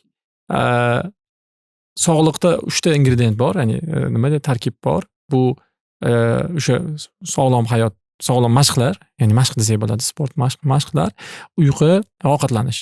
Mashqlarda eng yaxshisi ustoz aytganlaridek, yoki ketganlaridek uzoqqa yoyib yuborilgan yurish, intensivligi kamroq bo'lgan, ko'p shug'ullanish, bo'lib shug'ullanish va kichik odatlar. Zinaga o'xshagan lift ishlatmaslik, men masalan uchun konteyner ishlatmayman, mana shunga o'xshagan narsalar va doimiy bo'lishi. Doimiy bo'lish uchun iloji boricha yugurishga o'xshagan narsalarni tanlash kerak va ozgina-ozginadan boshlash kerak. Yoki men yoshman, semirmoqchiman desa, unda sherik olish kerak. Va Ironmanga chiqaman, marafonga qatnashaman, shuning uchun tanlanaman demaslik kerak, chunki bu o'xshamay qolsa bo'lmaydi, ya'ni qolib ketadi shu bilan. Sport bo'lsa, uyquda vohli uxlash kerak. Bolalar bilan bir xil vaqtda uxlash kerak. Agar farzandlar bo'lsa, bolalar bo'lmasa, alla necha detilardi. Spokойно necha detilardi. 9-10 dan o'sha paytda uxlash kerak. Zo'r bo'ladi va vohli turish kerak. Va uyquga xalaqit beradigan screen time, endi telefonni cheklash kerak. Ovqatga keladigan bo'lsak, 50 tagina mahsulot bor ekan. Kaloriyasini yeyishga hisoblab 1 hafta vaqt ketar ekan. Shularni bilib olish kerak va ovqatlanayotganda qancha oqsil yeyapman. Protein yeyapman, shunga qarash kerak. Yog'larni uncha o'ylamaslik kerak va ertalabdan glyukozali narsalar yemaslik kerak. Ya'ni shirinlik, tort, o'sha nima deydi? Pryanikka o'xshagan narsa, kofe, choy ichsa bo'lar ekan, uni kaloriyasi yo'q ekan. Agar shirinlik yesa, 11 dan keyin yana qorni ochib, yana semirib ketar ekan. Semirsa yana ko'proq ovqatlanadi, ko'p ovqatlasa ko'proq uyqu kerak, lekin telefon ishlatadigan bo'lsa, kech uxlaydi va kech uxlagani uchun kam uxlaydi, kam uxlaganda yana qorni ochadi, yana semirib ketaveradi. Mana shularni menimcha qilsak, sog'lom hayotga qadam qo'ygan bo'lamiz. Sabzavot qo'shish kerak. Sabzavot va sabzavotlarni ko'paytirishimiz kerak. O'zbekistonda sabzavotlar bilan ovqatlanish ancha arzon. Aytishga oson, odatga aylantirish qiyin bo'lgan ishlar. Shunaqa. Endi uni ham osonlashtirish bo'yicha aytib ketdik ular. Muhitni ham o'zgartirishga harakat qilish kerak-da. Masalan uchun, agarda motivatsiyani to'g'ri motivatsiya topishda yoki nimadir o'zgartirmoqchi bo'ladigan bo'lsa, tabiiyki o'shanaqangi muhitga tushishga harakat qilish kerak bo'ladi. Shunaqa muhit eng katta driver. Har kuni ertaman masalan uchun ko'rib turib kimdir yuradiganlarga o'xshab bo'lmoqchimi? Kimdir o'sha anhor bo'yiga chiqib har kuni 6 da 5 da yugurish kerak bo'ladi, boshqa narsa bo'ladi. Aytaylikki, ko'rib boshqa tadbirkorlarni ko'radi, nimadir qiladi, u shunga o'xshayman, muvaffaqiyatlarni ko'rib shunga o'xshayman deb harakat qiladi va xolanki o'sha muhitga tushishga harakat qilish kerak, intilish kerak. Zo'r yordam beradi. Ha. Sportsmenlar orasiga qo'shib va bunga ham zo'r laif hakim bor. Endi undan oldin ham men velosipedchilarni ko'rardim. Soatlab tog'dan tushayotgan. WhatsApp deng. Anjanjasi. WhatsAppchilarni ko'p ko'rardim-da. Ya'ni shundan virtual muhitdan muhitda ya'ni xohlab qolasizda, mencha mana yuguruvchilarni ko'rish kerak demak, o'sha sport bilan shug'ullanayotganlarni ko'p kuzatsak, o'zi siz ham qo'yib borasiz-ku, mana videolar. Yugurganda chiqdim boshqa. O'sha ham Men yordam. YouTube'ni ko'rsangiz bikepacking to'la. Bikepacking degan narsa o'sha xuddi hiking bor-ku, ryukzakda olasiz, boshqa narsa qilasiz. O'shani velosipedga ulab turib, ortib, hamma narsani borib, uzoqqa 100 ketish. kilometrlar, 50 kilometrlar. Ha, misol uchun bolalar kichkinalik paytda menda bir loyiha bor edi. 1 yilda bitta davlatni bu chegarasiga o'tish. Yevropa davlatlari kichkina-ku, misol uchun Daniyada 600 kilometr atrofida, bu boshdan boshigacha. 3 kunda o'tib qo'ysa bo'ladi, 2 kunda o'tib qo'ysa bo'ladi. Shvetsiyada ham xuddi shunaqa 450 kilometr bu yoqdan bu yoqgacha. Hamma kerakli narsa sumkangizda bor. Orada mehmonxonada qolasiz.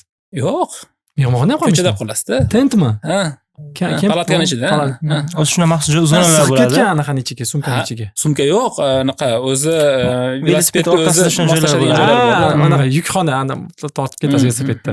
Yukxona emas, kichkinagina onda bo'ladi o'zi. Aravacha. Aravacha emasda, maxsus salafanli narsada. Taxminan 15 litr hajm. Ha, kichkina ekan. 15 litr hajm. Hammasi ketadi. Sig'adi hamma narsa. Ko'p narsa olmaysizda. O'zi Kerak bo'lmaydi. o'sha kempinglarda siz grammni yozib qo'yadi-yu, maqsad shu nimada orqaga ilishga yoki velosipedga qo'yishga mo'ljallangan. O'zbekistonda shu narsani qilishga sharoit, ideal sharoitlar bor bikepacking bo'yicha. Ayniqsa bahor bizda bahorga keladi-ku. Rostdan hozir bahor zo'r kelganda bizga. Turkiyaga boring, bahor hali uyga ham kelmagan. Yevropada ham sovuq aniq. Qor. Bizda bahor. Imkoniyat katta bu narsaga. Misol uchun ko'pchilik shikoyat qiladi, Toshkentda mashina ko'p, boshqa ko'p deydi. Guliston oyog'iga o'taylik, mashina yo'q. Mana cho'l, bemalol ketgan. Imkoniyat katta, faqat foydalanishga to'g'ri foydalanish kerak xolos. Alohida mavzu. Alohida mavzu. Inson irodasi bo'yicha savol bermoqchiman. Suhbatga oxirida bo'lsa ham, 100 kilometr sahroyi kabirda qanaqa bo'ldi jarayon? Boshlanish qanday bo'lgan deydigan bo'lsa, o'zi maraton desabl degan marafon bor, 250 kilometr yaqinda bo'lyapti. Shu aprelda 2-haftasidanmikin bo'ladi. 250 kilometr bo'ladi o'zi u. Bir hafta davom etadigan. Shuni kichikroq varianti sifatida bor. Maqsadim 250 kilometrga yugurish bo'lgan edi. Unda o'sha beduin arablarni o'sha ochiq palatkasida yotasiz. Ovqatingiz o'zingiz bilan, kiyimingiz o'zingiz bilan, hamma narsa o'zi, faqatgina suv berishadi xolos. Agar tibbiy yordam kerak bo'ladigan bo'lsa, ular beradi. 7 kun o'shaning ichida 250 kilometrda yugurib o'tishingiz kerak. Shunga tayyorgarlik va shuni test sinov qilish uchun 120 kilometrligiga yozilgan edim. 120 kilometr davomida. Endi bu borasiz 3 kun davom etadi. Birinchi kun 30, ikkinchi kun 30, ikkinchi kun 60 va oxirgi kuni 30 mikin shunaqa taqsimoti. Yukingiz bilan hamma narsa bilan borasiz. Ovqatingiz bor, taqsimlangan, kaloriya bo'lingan, nonushtaga 400 kaloriya, tushlikka 600 kaloriya, Ortiqcha olish mumkin emas. Olishingiz mumkin, vazn og'iradi. Vazn og'irib Vazn og'ir bo'lgandan keyin tabiiyki qiyin narsa. Qumda yugurasiz. Qum shunchaki oddiy qum emas, pastlik, balandlik. Shunaqa ko'chada yugurishdan shunchaki sinov bo'lgan, lekin tugatish bo'yicha u shunchaki effekt uchun shunaqangi qiyinga o'xshab tuyuladi xolos. Aslida unaqangi qiyin narsa emas. Nimaga deydigan bo'lsangiz, tez yugurmaysiz. Unda sekin yugurasiz, shunaqa holatda. Masofani o'tsangiz bo'ldi. Shu kun davomida. Ha, shunaqa. Endi marketing uchun, reklama uchun, bunisi uchun qilish o'raligi eng og'ir marafon turi, dunyodagi eng qiyini deb gapirishadi, aslida unaqa emas. Tugatadiganlar 100% ga yaqinroq, 97-98% odam tugatadi u narsani. O'shaning uchun lekin kecha borib olish bor-da. Qiyinchilik darajasi unchalik qiyin emas. Misol uchun siz boradigan bo'lsangiz, men 100% ishonch bilan ayta olaman, tugata olasiz. Borib qo'ysam bo'lar ekan-da. Kuniga 30 da. Kuniga 30. Kuniga 30 dan Ertasi ikkinchi kun 60 kilometrda aka. Insonni baribir yo hozir Bekorimjon aka o'zlarining holatiga yengil deyapti-da. Aka 10 kilometr yura olmayganlar bor aka. Qiyin og'ir deb aka 10 kilometr. To'g'ri, lekin shu narsani qilaman degandan keyin uni haligi odam qo'rqish kerak emas demoqchiman. O'ylagan darajadagi qiyin narsa emas demoqchiman. Nimaga unaqa deyapman? Borgandan keyin ko'rasiz. Kimdir qo'li yo'q, kimdir oyog'i yo'q. Ba'zida ikkalasi ham protez. Shunaqa holatda juda ko'p ko'rasiz. Protez bo'lgan holatda qumda yugurish bu azob. Juda qiyin narsa. Endi ko'rasizda, baraka topgur. Shu odam eplayapti ekan. Sen sog'lomsan, men qila olmaysan deb o'sha yerdan motivatsiya olgan holatda, yo'q, men qilaman bu narsani, u bo'lmaydi. Taslim bo'lish bu hech qanaqangi variant emas deb turib qila oladi. Juda ko'pchilik tugata oladi bu narsani. 98, 99 men o'sha 120 ligida qatnashganimda kimdir tugata olmay qopti deganni eshitganimiz yo'q o'shanda. Balkim bo'lgandir. Kimdir kasal bo'lib boshqa narsa qilib turib. Ko'rasiz 75 yoshli, 80 yoshli odamlar bo'ladi dedi. O'sha u qiyinga o'xshab tuyuladi, lekin unaqangi qiyin emas. Faqatgina tayyorgarlik kerak. 6 oy kamida tayyorgarlik kerak. O'zim o'ylayman, hozir iroda haqida savol berdingiz-ku. Bu o'sha 100 km, 120 kmlik yoki mana 250 kmlik bor ekan, shunga tayyorgarlik qilayotgan ekanlar yoki o'zimizga sizga menga ham tashaganlar bor, nol tekani shimoliy 0 gradusli suvda endi u suzish bolalar videolarni qo'yib qo'yishar mashqqa endi tasavvur hosil bo'lishi uchun. Unga yana pul bilan ham qo'shila olmas ekansiz-da. Ya'ni yo'q, slot sotib olasiz. Ya'ni u taklifnoma keladimi unga? Unga muzli ustida yugurish va yurishni borki, men tasavvur qila olmayman-da. Umumiy bu mashq hammasi-chi, ya'ni bu hammasi yo'l-yo'lga bo'lib ketayotgan narsalar deb ko'raman-da men buni. Bu yerda eng asosiy bo'layotgan ish haftasiga 12 soat. Mashq. Odat, ya'ni har kun bo'lib kelyapti. Endi mana bunaqa narsa bor ekan, lavani ustida yugurish bor ekan, Norvegiya fjordlarining orasida yugurish bor ekan, shahar kabida yugurish bor ekan. Bo'ldi, bir oy tayyorlanaman, ketdim. 100% shunaqa narsa. Ya'ni bu hayot tarzi o'zi. Murabbiy shunaqa aytadi, Gordon. Aytadiki, agarda seni o'zak, ya'ni base training deyiladi, bazaviy treningning bir xilda bo'ladigan bo'lsa, bitta o'sha musobaqaga qatnashmoqchi bo'lsang, nimadir bo'lib qiziqib boshqa narsa qilib, bir oy oldindan harakat qilib 4-6 hafta o'shanga maxsus tayyorlansang, yetib ortadi. Bizdagi katta muammo o'sha o'zak, ya'ni baza, ya'ni fundament yo'qligi. Kundalik odatimiz yo'qda o'zi. Haftalik, kundalik. Bu haftalik shuning uchun boshida biz o'sha hafta 12 biz suhbat kamera boshlanishidan oldin ham 12-15 soat haqida gaplashdik. O'sha haftalik 12-15. Men o'taymi deb so'radim. Maslahat bilan. Ya'ni 7 soat deyman o'zi aniq ham tartibim. Haftasiga 7 soat. 12 soatga aka o'taymi? 30 yilda, 20 yilda hisobladik. 20 yilda 10 ming soat bo'lar ekan-da farq. O'shanga o'taymi deb boshladik, lekin shu o'tib olsangiz 12 soatga bu mana asosiy masala shu yerda. Ya'ni haykingmi ketdik. Misol uchun chiqqanmiz, yugurishmi, ketdi, marafonmi, bo'ldi 21 yugurib qo'yamiz. Ya'ni yoki mana shunaqa. O'z-o'zidan bo'laveradi bu, ya'ni oqibat bu. Ya'ni iroda bu yerda emas. Iroda har haftalik 12 soatlikda. Iroda -15 ta ko'cha chiqib yugurishdi. Minus bo'lsa chiqmasdim men. -5 gacha yugurib ko'rganman. Aka, endi qarang-da aka. Xavotir bo'lsa ham chiqmasdi. Siz Toshkentda turib shunaqa deyapsiz-da. Tasavvur qiling. Yilni 5 oyda minus. Uyda ichida o'tirish variant emas u narsa. Barib chiqasa iloji yo'q. Endi qaraysiz. Bola -10 gacha bo'lgan holatda ko'chada uxlayapti, ochiq havoda, bog'chada. Bahona qila olmaysiz unga. Qizingiz maktabda 2-sinf holatda tashqarida -8 da konki uchib yuribdi. Ketdi chanqi uchamiz deyapti. Yo'q, minus deydigan bo'lsa, bog'chada shuncha bola chiqyapti, shuncha maktab bola chiqyapti, siz kimsiz deydi. Bo'lmaydi unaqa narsa. Namuna bo'lishimiz kerak deb turib, birinchi o'rinda o'zi turadi, qiyin bo'lsa ham. Bekoromjon aka, azizga rahmat. Chin dildan maza qildim. Faqat odatga aylantirish eng asosiy masala ekanda, menga hozir kunlik aytgan odatlaringiz menga yoqdi. Hali bir oyda turish, boshqalar borki, hayotimda eshitmagan va qo'llash mumkin bo'lgan usullar bo'ldi. O'zimcha ancha. Rahmat kattakon suhbat uchun. Kimdir shu joygacha ko'rsa, manfaat olsa va insonni hayotiga tatbiq qila olsa, xursand bo'lamiz. Rahmat kattakon.